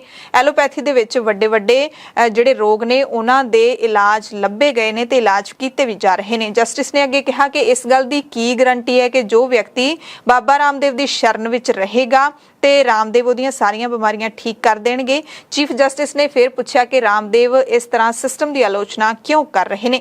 ਕੇਸ ਦੀ ਸੁਣਵਾਈ ਦੇ ਵਿੱਚ ਸ਼ਾਮਲ ਇੱਕ ਹੋਰ ਜੱਜ ਜਸਟਿਸ CT ਰਵੀ ਕੁਮਾਰ ਨੇ ਕਿਹਾ ਕਿ ਐਵੇਂ ਲੱਗਦਾ ਹੈ ਜਿਵੇਂ ਐਲੋਪੈਥੀ ਦਾ ਮਜ਼ਾਕ ਉਡਾਇਆ ਜਾ ਰਿਹਾ ਹੈ। ਸੁਪਰੀਮ ਕੋਰਟ ਨੇ ਇਸ ਸੰਬੰਧੀ ਕੇਂਦਰ ਸਰਕਾਰ ਤੇ ਹੋਰਨਾਂ ਨੂੰ ਨੋਟਿਸ ਜਾਰੀ ਕਰਕੇ ਜਵਾਬ ਮੰਗਿਆ ਹੈ। ਤੁਹਾਨੂੰ ਯਾਦ ਹੋਣਾ ਕਿ ਕਰੋਨਾ ਦੇ ਦੌਰ ਦੇ ਵਿੱਚ ਰਾਮਦੇਵ ਨੇ ਕੋਰੋਨਲ ਨਾਂ ਦੀ ਦਵਾਈ ਵੀ ਲਾਂਚ ਕੀਤੀ ਸੀ। ਦਾਅਵਾ ਕੀਤਾ ਸੀ ਕਿ ਇਹ ਦਵਾਈ ਖਾਣ ਦੇ ਨਾਲ ਮਰੀਜ਼ ਇਸ ਛੂਤ ਦੀ ਬਿਮਾਰੀ ਤੋਂ ਠੀਕ ਹੋ ਜਾਂਦਾ ਹੈ। ਨਾਲ ਹੀ ਉਹਨਾਂ ਨੇ ਉਸ ਸਮੇਂ ਦੀ ਦਵਾਈ ਦੀ ਜਿਹੜੀ ਉਸ ਸਮੇਂ ਦੀ ਐਲੋਪੈਥਿਕ ਪ੍ਰਣਾਲੀ ਦੇ ਨਾਲ ਬਣਾਈ ਗਈ ਦਵਾਈ ਸੀ ਉਸ ਦੀ ਭੰਡੀ ਵੀ ਕੀਤੀ ਸੀ। ਪਰ ਰਾਮਦੇਵ ਦੀ ਕੋਰੋਨਲ ਦਵਾਈ ਖਾਣ ਦੇ ਨਾਲ ਕੋਈ ਅਜਿਹਾ ਚਮਤਕਾਰ ਨਹੀਂ ਹੋਇਆ ਸੀ ਜਿਸ ਦਾ ਦਾਅਵਾ ਰਾਮਦੇਵ ਨੇ ਕੀਤਾ ਸੀ। ਬਾਬਾ ਰਾਮਦੇਵ ਦੇ ਇਸ ਦਾਅਵੇ ਤੋਂ ਬਾਅਦ ਹੰਗਾਮਾ ਵੀ ਮਚ ਗਿਆ ਸੀ। ਇੰਡੀਅਨ ਮੈਡੀਕਲ ਐਸੋਸੀਏਸ਼ਨ ਨੇ ਰਾਮਦੇਵ ਦੀ ਆਲੋਚਨਾ ਵੀ ਕੀਤੀ ਸੀ ਤੇ ਮਾਮਲਾ ਵੀ ਦਰਜ ਕਰਵਾਇਆ ਸੀ ਤੇ ਮਾਮਲਾ ਇੱਕ ਥਾਈਂ ਨਹੀਂ, ਦੇਸ਼ ਦੇ ਵਿੱਚ ਕਈ ਥਾਈਂ ਦਰਜ ਹੋਇਆ ਸੀ। ਕੇਂਦਰੀ ਮੰਤਰੀ ਅਜੇ ਕੁਮਾਰ ਟੇਨੀ ਮਿਸ਼ਰਾ ਦੀ ਇੱਕ ਵੀਡੀਓ ਵਾਇਰਲ ਹੋ ਰਹੀ ਹੈ ਜਿਸ ਵਿੱਚ ਟਿਕੈਤ ਨੂੰ ਕਿਸਾਨ ਲੀਡਰ ਰਾਕੇਸ਼ ਟਿਕੈਤ ਨੂੰ ਇਹ 2 ਕੌਡੀ ਦਾ ਬੰਦਾ ਦੱਸ ਰਿਹਾ ਹੈ। ਲਖੀਮਪੁਰ ਖੀਰੀ ਹਿੰਸਾ ਦੇ ਵਿੱਚ ਆਪਣੇ ਬੇਟੇ ਦੀ ਕਥਿਤ ਸ਼ਮੂਲੀਅਤ ਦੇ ਕਾਰਨ ਇਸ ਕੇਂਦਰੀ ਮੰਤਰੀ ਨੂੰ ਕਾਫੀ ਆਲੋਚਨਾ ਦਾ ਸਾਹਮਣਾ ਕਰਨਾ ਪੈ ਰਿਹਾ ਹੈ। ਕਿਸਾਨ ਪਿਛਲੇ ਦਿਨੀ 3 ਦਿਨ ਦਾ ਉੱਥੇ ਧਰਨਾ ਲਾ ਕੇ ਆਏ ਨੇ। ਕਿਸਾਨਾਂ ਦੀ ਮੁੱਖ ਮੰਗ ਇਹੀ ਹੈ ਕਿ ਇਸ ਮੰਤਰੀ ਨੂੰ BJP ਆਪਣੀ ਵਜ਼ਾਰਤ ਦੇ ਵਿੱਚੋਂ ਕੱਢੇ। ਕਿੰਨੇ ਮਹੀਨੇ ਹੋ ਗਏ ਨੇ ਕਤਲकांड ਨੂੰ ਵਾਪਰੇ ਹੋਏ, ਬਹੁਤੀ ਬੇਰਹਿਮੀ ਦੇ ਨਾਲ ਕਤਲ ਕੀਤਾ ਗਿਆ ਸੀ, ਪਰ ਇਹ ਬੰਦਾ ਅੱਜ ਕਿਸਾਨਾਂ ਦਾ ਮਜ਼ਾਕ ਉਡਾ ਰਿਹਾ ਹੈ ਔਰ ਕਿਸਾਨਾਂ ਦੇ ਲਈ ਕੁੱਤੇ ਸ਼ਬਦ ਦੀ ਵਰਤੋਂ ਵੀ ਕਰ ਰਿਹਾ ਹੈ। ਵੀਡੀਓ ਵਾਇਰਲ ਹੋ ਰਹੀ ਹੈ ਜਿਸ ਨੂੰ ਸੁਖਪਾਲ ਸਿੰਘ ਖਹਿਰਾ ਪੰਜਾਬ ਕਾਂਗਰਸ ਦੇ ਵਿਧਾਇਕ ਉਹਨਾਂ ਨੇ ਵੀ ਸਾਂਝਾ ਕੀਤਾ ਹੈ ਤੇ ਮਿਸ਼ਰਾ ਨੇ ਕਿਹਾ ਕਿ ਫਰਜ਼ ਕਰੋ ਕਿ ਮੈਂ ਤੇਜ਼ ਰਫ਼ਤਾਰ ਕਾਰ ਵਿੱਚ ਲਖਨਊ ਜਾ ਰਿਹਾ, ਕੁੱਤੇ ਸੜਕ ਤੇ ਭੌਂਕਦੇ ਨੇ ਜਾਂ ਕਾਰ ਦਾ ਪਿੱਛਾ ਕਰਦੇ ਨੇ, ਇਹ ਉਹਨਾਂ ਦਾ ਸੁਭਾਅ ਹੈ। ਮੈਂ ਇਸ ਬਾਰੇ ਕੁਝ ਨਹੀਂ ਕਹਾਂਗਾ ਕਿਉਂਕਿ ਸਾਡਾ ਸੁਭਾਅ ਇਹ ਨਹੀਂ ਹੈ। ਜਦੋਂ ਗੱਲ ਸਾਹਮਣੇ ਆਏਗੀ ਤਾਂ ਮੈਂ ਸਾਰਿਆਂ ਨੂੰ ਜਵਾਬ ਦਿਆਂਗਾ। ਮੈਨੂੰ ਤੁਹਾਡੇ ਸਮਰਥਨ ਕਾਰਨ ਭਰੋਸਾ ਹੈ। ਲੋਕ ਤਾਂ ਸਵਾਲ ਚੁੱਕਦੇ ਰਹਿੰਦੇ ਨੇ। ਹਾਲਾਂਕਿ ਜਿਹੜਾ ਅਜੇ ਮਿਸ਼ਰਾ ਟੇਨੀ ਹੈ ਉਹ ਆਪਣੇ ਇਸ ਬਿਆਨ ਤੋਂ ਹੁਣ ਮੁੱਕਰ ਰਿਹਾ। ਉਹ ਕਹਿ ਰਹੇ ਨੇ ਕਿ ਇਹ ਸਭ ਕੁਝ ਗਲਤ ਚੱਲ ਰਿਹਾ, ਮੈਂ ਅਜਿਹਾ ਕੁਝ ਨਹੀਂ ਕਿਹਾ, ਪਰ ਵੀਡੀਓ ਦੇ ਵਿੱਚ ਤੁਸੀਂ ਵੀ ਸੁਣ ਸਕਦੇ ਹੋ। ਆਡੀਓ ਰੂਪ ਦੇ ਵਿੱਚ ਅਸੀਂ ਤੁਹਾਨੂੰ ਉਸੇ ਫੋਟੋ ਦੇ ਨਾਲ ਇਹ ਸੁਣਾ ਰਹੇ ਹਾਂ। ਸੁਖਪਾਲ ਖਹਿਰਾ ਨੇ ਵੀ ਇਸ ਵੀਡੀਓ ਨੂੰ ਸਾਂਝਾ ਕੀਤਾ ਹੈ ਤੇ ਨਾਲ ਹੀ ਸਵਾਲ भी चुके ने। हम लोग आराम जैसे बात करते हैं तो हम लोगों का ये होता है कहीं अगर मान लीजिए हम लखनऊ जा रहे हैं, अब लखनऊ जा रहे हैं, हम गाड़ी से बैठ के जा रहे हैं, भाई तेज रफ्तार से गाड़ी जा रही है, हम गति की तरफ बढ़ रहे हैं। अब सड़क पर कई बार होता है कि कुत्ते भौंका करते हैं, सड़क के नीचे भौंकते, कई बार कुत्ते गाड़ी के पीछे दौड़ने लगते हैं। तो अब जो उनका स्वभाव होता है वो उसके लिए मैं कुछ नहीं कहूँगा, जिसका जो स्वभाव होता है उसके अनुरूप वो व्यवहार करता है। लेकिन हमारा लोगों का ऐसा स्वभाव नहीं है। जो चीज़ जब सामने आती है और सामने आने की जब हिम्मत जुटा पाएंगे तो निश्चित रूप से हर एक व्यक्ति को मैं पूरा जवाब देता हूँ। लेकिन आपके भरोसे से, आपके विश्वास से, आपने जो मुझे ताकत दी है, मुझे बहुत आत्मविश्वास आया है और मैं यही कहूँगा कि आप इसी तरह से हमको ताकत देते रहिए। दुनिया की कोई ताकत आपको निराश नहीं होने देगी, हताश नहीं होने देगी। आप सबकी ताकत के बल पर चाहे जितने राकेट टिकैत जितने ਪਾਕਿਸਤਾਨ ਤੋਂ ਕਈ ਅਜਿਹੇ ਮਾਮਲੇ ਸਾਹਮਣੇ ਆ ਚੁੱਕੇ ਨੇ ਜਦੋਂ ਉੱਥੇ ਘੱਟ ਗਿਣਤੀ ਭਾਈਚਾਰੇ, ਜਿਹਦੇ ਵਿੱਚ ਹਿੰਦੂ ਭਾਈਚਾਰਾ ਵੀ ਸ਼ਾਮਲ ਹੈ, ਸਿੱਖ ਭਾਈਚਾਰਾ ਵੀ ਸ਼ਾਮਲ ਹੈ, ਉਹਨਾਂ ਦੀਆਂ ਲੜਕੀਆਂ ਦੇ ਨਾਲ ਨਿਕਾਹ ਕਰਵਾਉਂਦੇ ਨੇ ਮੁਸਲਿਮ ਲੜਕੇ। ਦੋਸ਼ ਲਾਉਂਦੇ ਨੇ ਪਰਿਵਾਰ ਕਿ ਜ਼ਬਰਦਸਤੀ ਵਿਆਹ ਕਰਵਾਇਆ ਤੇ ਪਰ ਜ਼ਿਆਦਾ ਮਾਮਲਿਆਂ ਦੇ ਵਿੱਚ ਇਹ ਸਾਹਮਣੇ ਆਉਂਦਾ ਕਿ ਲੜਕੀਆਂ ਖੁਦ ਉਸ ਨੂੰ ਕਬੂਲ ਕਰਦੀਆਂ ਨੇ। ਤੇ ਹੁਣ ਇੱਕ ਹੋਰ ਮਾਮਲਾ ਇਸੇ ਤਰ੍ਹਾਂ ਦਾ ਫਿਰ ਸਾਹਮਣੇ ਆਇਆ ਹੈ। ਪਿਛਲੇ 3-4 ਦਿਨਾਂ ਤੋਂ ਲਗਾਤਾਰ ਪਾਕਿਸਤਾਨ ਦੇ ਵਿੱਚ ਰੌਲਾ ਪਿਆ ਹੋਇਆ, ਸਿੱਖ ਭਾਈਚਾਰਾ ਸੜਕਾਂ ਦੇ ਉੱਤੇ ਹੈ ਤੇ ਹੁਣ ਇਸ ਮਸਲੇ ਦੇ ਵਿੱਚ ਕੌਮੀ ਘੱਟ ਗਿਣਤੀ ਕਮਿਸ਼ਨ, ਭਾਰਤ ਦੇ ਕੌਮੀ ਘੱਟ ਗਿਣਤੀ ਕਮਿਸ਼ਨ ਨੇ ਵਿਦੇਸ਼ ਮੰਤਰੀ ਐਸ ਜੈਸ਼ੰਕਰ ਨੂੰ ਅਪੀਲ ਕੀਤੀ ਹੈ ਕਿ ਉਹ ਪਾਕਿਸਤਾਨ ਦੇ ਵਿੱਚ ਸਿੱਖ ਲੜਕੀ ਦੇ ਜਬਰੀ ਧਰਮ ਪਰਿਵਰਤਨ ਦਾ ਮੁੱਦਾ ਆਪਣੇ ਪਾਕਿਸਤਾਨੀ ਹਮਰੁਤਬਾ ਦੇ ਕੋਲ ਉਠਾਉਣ, ਯਾਨੀ ਕਿ ਪਾਕਿਸਤਾਨ ਦੇ ਵਿਦੇਸ਼ ਮੰਤਰੀ ਕੋਲ ਚੁੱਕਣ, ਤਾਂ ਜੋ ਭਵਿੱਖ ਦੇ ਵਿੱਚ ਅਜਿਹੀ ਕੋਈ ਘਟਨਾ ਦੁਬਾਰਾ ਨਾ ਹੋਵੇ। ਪਾਕਿਸਤਾਨ ਦੇ ਖੈਬਰ ਪਖਤੂਨਵਾ ਸੂਬੇ ਦੇ ਬੁਨੇਰ ਜ਼ਿਲ੍ਹੇ ਦੀ ਸਿੱਖ ਲੜਕੀ ਨੂੰ 20 ਅਗਸਤ ਨੂੰ ਹਥਿਆਰ ਦਿਖਾ ਕੇ ਅਗਵਾ ਕਰਨ ਦਾ ਇਲਜ਼ਾਮ ਲਾਇਆ ਹੈ ਮਾਪਿਆਂ ਨੇ ਤੇ ਫਿਰ ਉਸ ਨਾਲ ਜ਼ਬਰਦਸਤੀ ਵਿਆਹ ਕਰਾਉਣ ਦਾ ਵੀ ਇਲਜ਼ਾਮ ਲਾਇਆ ਹੈ। ਇਹ ਸਿੱਖ ਲੜਕੀ ਹੈ ਜਿਹੜੀ ਉਹ ਕਿੱਤੇ ਵਜੋਂ ਅਧਿਆਪਕ ਹੈ। ਹਾਲਾਂਕਿ ਇਹਦੀ ਵੀਡੀਓ ਵੀ ਸਾਹਮਣੇ ਆਈ ਹੈ ਜਿਸ ਦੇ ਵਿੱਚ ਉਹ ਕਹਿ ਰਹੀ ਹੈ ਕਿ ਮੈਂ ਆਪਣੀ ਮਰਜ਼ੀ ਨਾਲ ਕੀਤਾ ਹੈ। ਬੁਲੇਟਿਨ ਦੇ ਵਿੱਚ ਹੁਣ ਕੁਝ ਘਟਨਾਵਾਂ ਦੇ ਨਾਲ ਜੁੜੀਆਂ ਖਬਰਾਂ ਤੁਹਾਨੂੰ ਦੱਸ ਦਿੰਦੇ ਹਾਂ। ਪੰਜਾਬ ਦੇ ਸਾਬਕਾ ਅਕਾਲੀ ਮੰਤਰੀ ਅਜੀਤ ਸਿੰਘ ਕੋਹਾੜ ਦੇ ਭਤੀਜੇ ਨਿਰਮਲ ਸਿੰਘ ਕੋਹਾੜ ਨੇ ਆਪਣੇ ਘਰ ਵਿੱਚ ਕਥਿਤ ਤੌਰ ਤੇ ਗੋਲੀ ਮਾਰ ਕੇ ਖੁਦਕੁਸ਼ੀ ਕਰ ਲਈ ਹੈ। ਉਮਰ 54 ਸਾਲ ਦੀ ਸੀ। ਉਹਨਾਂ ਨੇ ਆਪਣੀ ਲਾਇਸੈਂਸੀ ਬੰਦੂਕ ਦੇ ਨਾਲ ਖੁਦ ਨੂੰ ਗੋਲੀ ਮਾਰੀ ਹੈ। ਪਤਾ ਲੱਗਿਆ ਕਿ ਪਰਿਵਾਰ ਦੇ ਵਿੱਚ ਕਥਿਤ ਕਲੇਸ਼ ਦੇ ਕਾਰਨ ਉਹਨਾਂ ਨੇ ਕਦਮ ਚੁੱਕਿਆ ਹੈ। ਨੂਰ ਮਹਿਲ ਦੇ ਵਿੱਚ ਸਹਿਕਾਰੀ ਬੈਂਕ ਦੇ ਮੈਨੇਜਰ ਸਨ। ਨਿਰਮਲ ਸਿੰਘ ਕੋਹਾੜ ਦਾ ਆਪਣੇ ਪਰਿਵਾਰ ਦੇ ਕਿਸੇ ਮੈਂਬਰ ਨਾਲ ਕਹਿੰਦੇ ਝਗੜਾ ਹੋਇਆ ਸੀ, ਜਿਸ ਤੋਂ ਬਾਅਦ ਇਹ ਕਦਮ ਉਹਨਾਂ ਨੇ ਚੁੱਕ ਲਿਆ ਹੈ। ਹਾਲਾਂਕਿ ਪੁਲਿਸ ਮੌਕੇ ਦੀ ਜਾਂਚ ਕਰ ਰਹੀ ਹੈ। ਮਹਾਰਾਸ਼ਟਰ ਤੋਂ ਖਬਰ ਹੈ ਜਿੱਥੇ ਉਸਮਾਨਾਬਾਦ ਜ਼ਿਲ੍ਹੇ ਦੇ ਇੱਕ ਵਿਅਕਤੀ ਨੇ ਵਿਧਾਨ ਸਭਾ ਦੇ ਬਾਹਰ ਆਤਮਦਾਹ ਕਰਨ ਦੀ ਕੋਸ਼ਿਸ਼ ਕੀਤੀ। ਪੁਲਿਸ ਨੇ ਦੱਸਿਆ ਕਿ ਮੌਕੇ ਤੇ ਮੌਜੂਦ ਮੁਲਜ਼ਮਾਂ ਨੇ ਅੱਗ ਤੇ ਕਾਬੂ ਪਾ ਲਿਆ ਤੇ ਵਿਅਕਤੀ ਨੂੰ ਹਸਪਤਾਲ ਪਹੁੰਚਾਇਆ ਹੈ। ਜੰਮੂ ਕਸ਼ਮੀਰ ਤੋਂ ਖਬਰ ਹੈ ਜਿੱਥੇ ਰਾਜੌਰੀ ਜ਼ਿਲ੍ਹੇ ਦੇ ਵਿੱਚ LOC ਦੇ ਨਾਲ ਦਹਿਸ਼ਤਗਰਦਾਂ ਦੇ ਗਰੁੱਪ ਦੀ ਘੁਸਪੈਠ ਨੂੰ ਫੌਜ ਨੇ ਨਾਕਾਮ ਕਰ ਦਿੱਤਾ ਹੈ, ਜਿਸ ਕਾਰਵਾਈ ਦੇ ਵਿੱਚ 2 ਜਣੇ ਮਾਰੇ ਗਏ ਨੇ। ਰੱਖਿਆ ਵਿਭਾਗ ਦੇ ਬੁਲਾਰੇ ਨੇ ਕਿਹਾ ਕਿ ਸੋਮਵਾਰ ਤੇ ਮੰਗਲਵਾਰ ਨੂੰ ਦਰਮਿਆਨੀ ਰਾਤ ਨੂੰ ਨੌਸ਼ਹਿਰਾ ਸੈਕਟਰ ਦੇ ਵਿੱਚ ਘੁਸਪੈਠ ਦੀ ਕੋਸ਼ਿਸ਼ ਕੀਤੀ ਗਈ। ਜੰਮੂ ਕਸ਼ਮੀਰ ਦੇ ਵਿੱਚ 6 ਘੰਟਿਆਂ ਤੋਂ ਵੀ ਘੱਟ ਸਮੇਂ ਦੇ ਵਿੱਚ 4 ਵਾਰੀ ਭੂਚਾਲ ਦੇ ਝਟਕੇ ਮਹਿਸੂਸ ਕੀਤੇ ਗਏ। ਭੂਚਾਲ ਕਾਰਨ ਜਾਨ ਮਾਲ ਦੇ ਨੁਕਸਾਨ ਦੀ ਕਿਸੇ ਵੀ ਖਬਰ ਤੋਂ ਰਾਹਤ ਰਹੀ ਹੈ। ਭੂਚਾਲ ਰਾਤ ਨੂੰ 2:20 ਤੇ ਆਇਆ, ਜਿਸ ਦਾ ਕੇਂਦਰ ਕਟੜਾ ਖੇਤਰ ਤੋਂ 61 ਕਿਲੋਮੀਟਰ ਪੂਰਬ ਦੇ ਵਿੱਚ 10 ਕਿਲੋਮੀਟਰ ਦੀ ਡੂੰਘਾਈ ਤੇ ਸੀ। ਦੂਸਰਾ ਭੂਚਾਲ ਫਿਰ ਤੜਕੇ 3:21 ਤੇ ਆਇਆ ਤੇ ਫਿਰ ਤੜਕੇ 3:44 ਤੇ ਭੂਚਾਲ ਆਇਆ ਤੇ ਚੌਥੀ ਵਾਰੀ ਸਵੇਰੇ 8:03 ਤੇ ਭੂਚਾਲ ਆਇਆ। 4 ਵਾਰੀ ਆਏ ਭੂਚਾਲ ਦੇ ਵਿੱਚ ਬੜੀ ਵੱਡੀ ਗੱਲ ਹੈ ਕਿ ਕਿਸੇ ਵੀ ਤਰ੍ਹਾਂ ਦੇ ਜਾਨ ਮਾਲ ਦੇ ਨੁਕਸਾਨ ਤੋਂ ਰਾਹਤ ਰਹੀ ਹੈ। ਰਾਜਸਥਾਨ ਤੋਂ ਖਬਰ ਹੈ ਜਿੱਥੇ ਹਨੂਮਾਨ ਜ਼ਿਲ੍ਹੇ ਦੀ ਤਹਿਸੀਲ ਸੰਗਰੀਆ ਦੇ ਪਿੰਡ ਕਿੱਕਰਵਾਲੀ ਨੇੜੇ ਖੇਤਾਂ ਦੇ ਵਿੱਚ ਭਾਰਤੀ ਹਵਾਈ ਫੌਜ ਦੇ ਹੈਲੀਕਾਪਟਰ ਨੇ ਤਕਨੀਕੀ ਖਰਾਬੀ ਦੇ ਕਾਰਨ ਐਮਰਜੈਂਸੀ ਲੈਂਡਿੰਗ ਕੀਤੀ। ਸਦਰ ਥਾਣਾ ਇੰਚਾਰਜ ਲਖਬੀਰ ਗਿੱਲ ਦੇ ਮੁਤਾਬਿਕ 에ਅਰ ਫੋਰਸ ਦੇ 2 ਹੈਲੀਕਾਪਟਰਾਂ ਨੇ ਸੂਰਤਗੜ੍ਹ ਤੋਂ ਉਡਾਣ ਭਰੀ ਸੀ। ਹੈਲੀਕਾਪਟਰ ਵਿੱਚ ਤਕਨੀਕੀ ਖਰਾਬੀ ਕਾਰਨ ਇਸ ਨੂੰ ਇੱਕ ਜਹਾਜ਼ ਨੂੰ ਖੇਤਾਂ ਦੇ ਵਿੱਚ ਉਤਰਨਾ ਪਿਆ, ਜਿਹਦੇ ਵਿੱਚ 5 ਫੌਜੀ ਸਵਾਰ ਸਨ ਤੇ ਰਾਹਤ ਦੀ ਗੱਲ ਹੈ ਕਿ ਸਾਰਾ ਅਮਲਾ ਹੈ ਜਿਹੜਾ ਜਹਾਜ਼ ਦਾ ਉਹ ਸੁਰੱਖਿਅਤ ਹੈ। ਭਾਰਤ ਦੇ ਵਿੱਚ ਕਰੋਨਾ ਤੇ ਮੰਕੀ ਪੌਕਸ ਤੋਂ ਬਾਅਦ ਹੁਣ ਇੱਕ ਹੋਰ ਨਵੀਂ ਬਿਮਾਰੀ ਆ ਗਈ ਹੈ ਜਿਸ ਦਾ ਨਾਮ ਹੈ ਟੋਮੈਟੋ ਫੀਵਰ। ਇਹ ਖਾਸ ਕਰਕੇ ਬੱਚਿਆਂ ਦੇ ਵਿੱਚ ਪਾਈ ਜਾਣ ਵਾਲੀ ਬਿਮਾਰੀ ਹੈ। ਬੱਚਿਆਂ ਦੇ ਵਿੱਚ ਹੀ ਇਸ ਦੇ ਕੇਸ ਹੁਣ ਤੱਕ ਸਾਹਮਣੇ ਆਏ ਨੇ। ਸਿਹਤ ਮੰਤਰਾਲਾ ਪੂਰੀ ਤਰ੍ਹਾਂ ਦੇ ਨਾਲ ਅਲਰਟ ਹੋ ਗਿਆ। ਲੋਕਾਂ ਨੂੰ ਸਾਵਧਾਨੀਆਂ ਨੇ ਜਿਹੜੀਆਂ ਉਹ ਦੱਸੀਆਂ ਜਾ ਰਹੀਆਂ ਨੇ। ਲੱਛਣ ਦੱਸੇ ਜਾ ਰਹੇ ਨੇ ਕਿ ਬਿਮਾਰੀ ਦੇ ਲੱਛਣ ਨੇ ਜਿਹੜੇ ਉਹ ਫੁੱਟ ਐਂਡ ਮਾਊਥ, ਉਹ ਵੀ ਬੱਚਿਆਂ ਦੀ ਬਿਮਾਰੀ ਹੈ, ਉਹਦੇ ਵਰਗੇ ਨੇ। ਇਹਦੇ ਨਾਲ ਜ਼ਿਆਦਾ ਬੁਖਾਰ ਹੁੰਦਾ ਹੈ ਤੇ ਸਰੀਰ ਤੇ ਲਾਲ ਰੰਗ ਦੇ ਦਾਣੇ ਵੀ ਨਿਕਲ ਆਉਂਦੇ ਨੇ। ਸੋ ਜੇ ਤੁਹਾਡੇ ਘਰ ਦੇ ਵਿੱਚ ਕਿਸੇ ਨੂੰ ਵੀ ਮਾਸਪੇਸ਼ੀਆਂ ਦੇ ਵਿੱਚ ਦਰਦ ਹੁੰਦਾ ਹੈ ਬੁਖਾਰ ਦੇ ਨਾਲ ਜਾਂ ਥਕਾਵਟ ਹੁੰਦੀ ਹੈ, ਖੁਰਕ ਹੁੰਦੀ ਹੈ, ਉਲਟੀਆਂ ਆਉਂਦੀਆਂ, ਡਾਇਰੀਆ ਦੀ ਸ਼ਿਕਾਇਤ ਹੁੰਦੀ ਹੈ, ਸਰੀਰ ਤੇ ਲਾਲ ਰੰਗ ਦੇ ਦਾਣੇ ਨਿਕਲਦੇ ਨੇ, ਤਾਂ ਜ਼ਰੂਰ ਡਾਕਟਰ ਨੂੰ ਦਿਖਾਉਣ ਦੀ ਲੋੜ ਹੈ। ਬੁਲੇਟਿਨ ਦੇ ਵਿੱਚ ਕੁਝ ਖਾਸ ਤੇ ਵੱਡੀਆਂ ਖਬਰਾਂ ਪੂਰੇ ਭਾਰਤ ਤੇ ਪੂਰੀ ਦੁਨੀਆ ਤੋਂ ਤੁਹਾਨੂੰ ਦੱਸ ਦਿੰਦੇ ਹਾਂ। ਸਭ ਤੋਂ ਪਹਿਲੀ ਖਬਰ ਦਿੱਲੀ ਦੇ ਵਿੱਚ ਜੋ ਰੌਲਾ ਪਿਆ ਹੋਇਆ ਮਨੀਸ਼ ਸਿਸੋਦੀਆ ਦੇ ਘਰੇ CBI ਦੀ ਰੇਡ ਤੋਂ ਬਾਅਦ ਉਸ ਦੇ ਨਾਲ ਹੀ ਜੁੜੀ ਹੋਈ ਖਬਰ ਹੈ।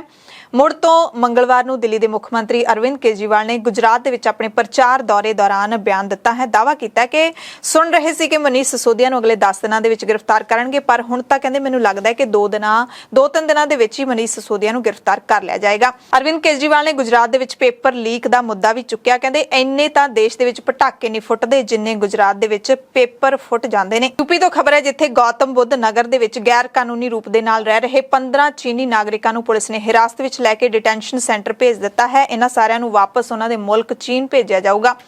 ਪੁਲਿਸ ਬੁਲਾਰੇ ਪੰਕਜ ਕੁਮਾਰ ਨੇ ਦੱਸਿਆ ਕਿ 15 ਚੀਨੀ ਨਾਗਰਿਕਾਂ ਦੇ ਵੀਜ਼ੇ ਦੀ ਜਿਹੜੀ ਵੈਲਿਡਿਟੀ ਹੈ, ਵੀਜ਼ਾ ਉਹਨਾਂ ਦਾ ਖਤਮ ਹੋ ਚੁੱਕਿਆ। ਉਸ ਦੇ ਬਾਵਜੂਦ ਵੀ ਉਹ ਗੈਰ ਕਾਨੂੰਨੀ ਤਰੀਕੇ ਨਾਲ ਭਾਰਤ ਵਿੱਚ ਰਹਿ ਰਹੇ ਸਨ, ਇਸੇ ਕਰਕੇ ਉਹਨਾਂ ਨੂੰ ਫੜਿਆ ਗਿਆ ਹੈ। ਚੀਨੀ ਨਾਗਰਿਕਾਂ ਦੇ ਵਿੱਚ ਇੱਕ ਔਰਤ ਵੀ ਸ਼ਾਮਲ ਹੈ। ਤੇਲੰਗਾਨਾ ਤੋਂ ਵੱਡੀ ਖਬਰ ਹੈ ਜਿੱਥੇ ਧਾਰਮਿਕ ਟਿੱਪਣੀਆਂ ਵਿਵਾਦਿਤ ਟਿੱਪਣੀਆਂ ਕਰਨ ਤੇ ਬੀਜੇਪੀ ਦੇ ਲੀਡਰ ਰਾਜਾ ਟੀ ਸਿੰਘ ਨੂੰ ਗ੍ਰਿਫਤਾਰ ਕੀਤਾ ਗਿਆ ਹੈ। ਬੀਜੇਪੀ ਦੀ ਸਾਬਕਾ ਲੀਡਰ ਨੂਪੁਰ ਸ਼ਰਮਾ ਤੋਂ ਬਾਅਦ ਪਾਰਟੀ ਦੇ ਇੱਕ ਹੋਰ ਲੀਡਰ ਦੇ ਖਿਲਾਫ ਇਹ ਇਲਜ਼ਾਮ ਲੱਗੇ ਨੇ। ਪੈਗੰਬਰ ਮੁਹੰਮਦ ਸਾਹਿਬ ਦੇ ਖਿਲਾਫ ਟਿੱਪਣੀ ਕਰਨ ਦੇ ਇਲਜ਼ਾਮ ਲੱਗੇ ਨੇ।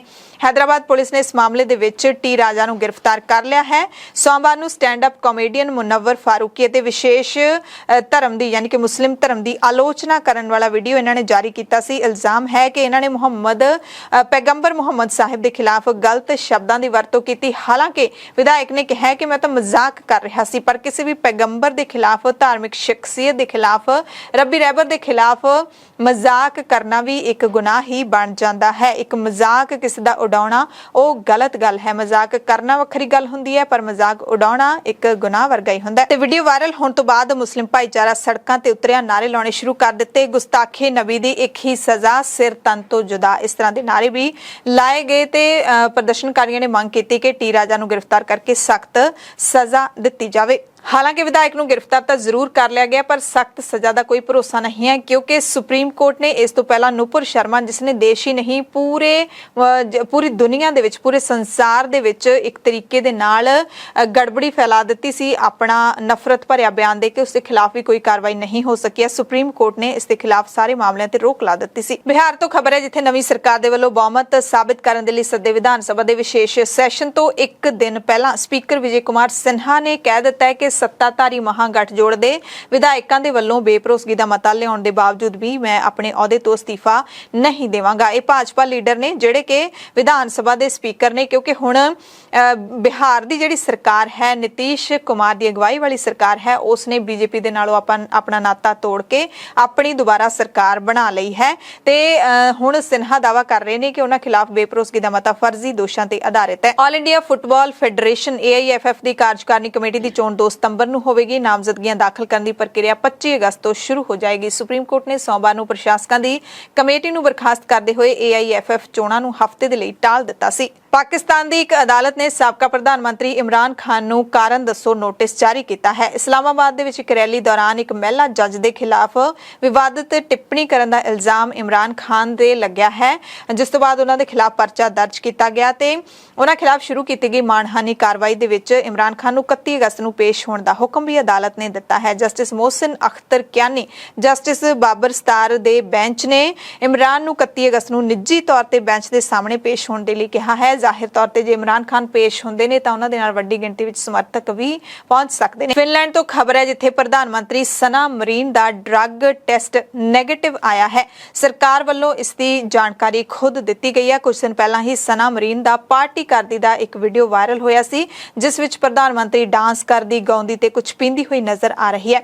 ਵੀਡੀਓ ਦੇ ਵਾਇਰਲ ਹੋਣ ਤੋਂ ਬਾਅਦ ਇੱਕ ਖਦਸ਼ਾ ਜਤਾਇਆ ਗਿਆ ਸੀ। ਸਵਾਲ ਉੱਠੇ ਸਨ ਕਿ ਕੀ ਪ੍ਰਧਾਨ ਮੰਤਰੀ ਨੇ ਨਸ਼ਾ ਕੀਤਾ ਹੋਇਆ, ਜਿਸ ਤੋਂ ਬਾਅਦ 36 ਸਾਲਾ ਪ੍ਰਧਾਨ ਮੰਤਰੀ ਮਰੀਨ ਨੂੰ ਡਰੱਗ ਟੈਸਟ ਕਰਵਾਉਣ ਦੇ ਲਈ ਹੁਕਮ ਜਾਰੀ ਕੀਤੇ ਗਏ ਤੇ ਉਹ ਡਰੱਗ ਟੈਸਟ ਕਰਵਾਉਣ ਲਈ ਰਾਜ਼ੀ ਵੀ ਹੋ ਗਈ ਸੀ। ਫਿਨਲੈਂਡੀ ਪ੍ਰਧਾਨ ਮੰਤਰੀ ਨੇ ਕਿਹਾ ਸੀ ਕਿ ਉਸਨੇ ਕਦੇ ਕੋਈ ਡਰੱਗ ਨਹੀਂ ਲਿਆ, ਪਾਰਟੀ ਵਿੱਚ ਕੁਝ ਵੀ ਅਜਿਹਾ ਨਹੀਂ ਸੀ ਜਿਹੜਾ ਕਿ ਗੈਰ ਕਾਨੂੰਨੀ ਹੋਏ। ਪ੍ਰਧਾਨ ਮੰਤਰੀ ਨੇ ਸ਼ਰਾਬ ਪੀਣ ਦੀ ਗੱਲ ਜ਼ਰੂਰ ਕਬੂਲ ਕੀਤੀ ਸੀ, ਪਰ ਹੁਣ ਉਹਨਾਂ ਦਾ ਜਿਹੜਾ ਡਰੱਗ ਟੈਸਟ ਹੈ ਯਾਨੀ ਨੈਗੇਟਿਵ ਆਇਆ, ਯਾਨੀ ਕਿ ਉਹਨਾਂ ਨੇ ਕੋਈ ਨਸ਼ਾ ਨਹੀਂ ਲਿਆ ਸੀ। ਕੈਨੇਡਾ ਤੋਂ ਇੱਕ ਖਬਰ ਹੈ ਜਿੱਥੋਂ ਦੇ ਰਹਿਣ ਵਾਲੇ ਜਪ ਗੋਬਿੰਦ ਸਿੰਘ ਨੇ ਇਤਿਹਾਸ ਰਚ ਦਿੱਤਾ ਹੈ। ਸਿੱਖ ਕੌਮ ਨੇ ਦੇਸ਼ ਵਿਦੇਸ਼ ਦੇ ਵਿੱਚ ਵੱਖ-ਵੱਖ ਖੇਤਰਾਂ ਦੇ ਵਿੱਚ ਮੱਲਾਂ ਮਾਰੀਆਂ ਨੇ ਤੇ ਲਗਾਤਾਰ ਚੰਗੀਆਂ ਖਬਰਾਂ ਸਾਹਮਣੇ ਆਉਂਦੀਆਂ ਰਹਿੰਦੀਆਂ ਨੇ। ਜਲੰਧਰ ਜ਼ਿਲ੍ਹੇ ਦੇ ਪਿੰਡ ਬੁੱਟਰਾਂ ਦੇ ਰਹਿਣ ਵਾਲੇ 16 ਸਾਲ ਦੇ ਅੰਮ੍ਰਿਤਧਾਰੀ ਨੌਜਵਾਨ ਜਪ ਗੋਬਿੰਦ ਸਿੰਘ ਨੇ ਕੈਨੇਡਾ ਦੇ ਵਿੱਚ ਇਤਿਹਾਸ ਰਚਿਆ ਹੈ। 16 ਸਾਲ ਦੀ ਉਮਰ ਦੇ ਵਿੱਚ ਕੈਨੇਡਾ ਦੇ ਵਿੱਚ ਕਿਸੇ ਨੂੰ ਡਰਾਈਵਿੰਗ ਲਾਇਸੈਂਸ ਨਹੀਂ ਮਿਲਦਾ, ਪਰ ਜਪ ਗੋਬਿੰਦ ਨੇ ਸੋਲੋ ਪਾਇਲਟ ਦਾ ਲਾਇਸੈਂਸ ਹਾਸਲ ਕਰਕੇ ਸਭ ਨੂੰ ਹੈਰਾਨ ਕਰ ਦਿੱਤਾ ਹੈ। ਜਪ ਗੋਬਿੰਦ ਦੀ ਪ੍ਰਾਪਤੀ ਦੇ ਨਾਲ ਪੰਜਾਬੀ ਮੂਲ ਦੇ ਲੋਕਾਂ ਦੇ ਵਿੱਚ ਖੁਸ਼ੀ ਦੀ ਲਹਿਰ ਹੈ ਤੇ ਬਾਹਰਲੇ ਲੋਕ ਵੀ ਉਸ ਨੂੰ ਵਧਾਈਆਂ ਦੇ ਰਹੇ ਨੇ। ਕੈਨੇਡਾ ਨੇ ਜਪ ਗੋਬਿੰਦ ਸਿੰਘ ਨੂੰ ਹਵਾਈ ਜਹਾਜ਼ ਉਡਾਉਣ ਦੇ ਲਈ ਇਹ ਲਾਇਸੈਂਸ ਜਾਰੀ ਕੀਤਾ ਹੈ, ਕਿਉਂਕਿ ਪਾਇਲਟ ਦਾ ਲਾਇਸੈਂਸ ਹੈ ਜਿਹੜਾ ਉਹ ਹਵਾਈ ਜਹਾਜ਼ ਉਡਾਉਣ ਵਾਲਿਆਂ ਨੂੰ ਹੀ ਮਿਲਦਾ ਹੈ। ਜਪ ਗੋਬਿੰਦ ਨੇ ਬ੍ਰਿਟਿਸ਼ ਕੋਲੰਬੀਆ ਤੋਂ ਪਾਇਲਟ ਬਣਨ ਦੀ ਤਿਆਰੀ ਸ਼ੁਰੂ ਕੀਤੀ। ਕੈਨੇਡਾ ਦੇ ਸਾਰੇ ਹਿੱਸਿਆਂ ਦੇ ਵਿੱਚ ਸਿਖਲਾਈ ਲੈਣ ਤੋਂ ਬਾਅਦ ਕਿਊਬੈਕ ਦੇ ਵਿੱਚ ਉਸਦੀ ਆਖਰੀ ਸਿਖਲਾਈ ਹੈ ਜਿਹੜੀ ਸਮਾਪਤ ਹੋਈ। ਇਸ ਤੋਂ ਬਾਅਦ ਜਪ ਗੋਬਿੰਦ ਹੁਣ ਛੋਟੀ ਉਮਰ ਦਾ ਪਾਇਲਟ ਬਣ ਗਿਆ ਹੈ। ਜਪ ਗੋਬਿੰਦ ਹਾਲਾਂਕਿ ਪੰਜਾਬੀ ਹੈ ਮੂਲ ਰੂਪ ਤੋਂ, ਪਰ ਉਸਨੇ ਆਪਣੀ ਸਕੂਲੀ ਪੜ੍ਹਾਈ ਕੈਨੇਡਾ ਤੋਂ ਹੀ ਕੀਤੀ ਹੈ। ਰੋਬੋਟਿਕਸ ਮਾਮਲਿਆਂ ਦੇ ਵਿੱਚ ਪਹਿਲਾ ਸਥਾਨ ਹਾਸਲ ਕੀਤਾ। ਖਾਲਸਾ ਸਕੂਲ ਸਰੀ ਦੇ ਵਿੱਚ ਪੜ੍ਹਾਈ ਕੀਤੀ ਹੈ। ਜਪ ਗੋਬਿੰਦ ਨੂੰ ਕੈਨੇਡਾ ਦੀ ਰਾਜਧਾਨੀ ਦੀਆਂ ਯੂਨੀਵਰਸਿਟੀਆਂ ਦੇ ਵੱਲੋਂ ਸਪੇਸ ਇੰਜੀਨੀਅਰਿੰਗ ਦੇ ਲਈ ਵਜ਼ੀਫਾ ਵੀ ਦਿੱਤਾ ਗਿਆ। ਅਸੀਂ ਵੀ ਖਾਲਸ ਟੀਵੀ ਦੀ ਸਾਰੀ ਟੀਮ ਦੇ ਵੱਲੋਂ ਜਪ ਗੋਬਿੰਦ ਨੂੰ ਇਸ ਵੱਡੀ ਪ੍ਰਾਪਤੀ ਦੇ ਲਈ ਵਧਾਈਆਂ ਭੇਜਦੇ ਹਾਂ। ਐਮਰਜੈਂਸੀ ਬੁਲੇਟਿਨ ਦੇ ਵਿੱਚ ਤੁਹਾਡੇ ਸਭ ਤੋਂ ਇਜਾਜ਼ਤ ਚਾਹੁੰਦੇ ਹਾਂ। ਤੁਸੀਂ ਸਾਰੇ ਆਪਣਾ ਧਿਆਨ ਰੱਖਿਓ, ਲੋੜਵੰਦਾਂ ਦੀ ਮਦਦ ਜ਼ਰੂਰ ਕਰਦੇ ਰਿਹਾ ਕਰੋ ਤੇ ਸਵੇਰ ਦੀਆਂ ਖਬਰਾਂ 'ਚ ਫੇਰ ਮਿਲਾਂਗੇ। ਧੰਨਵਾਦ।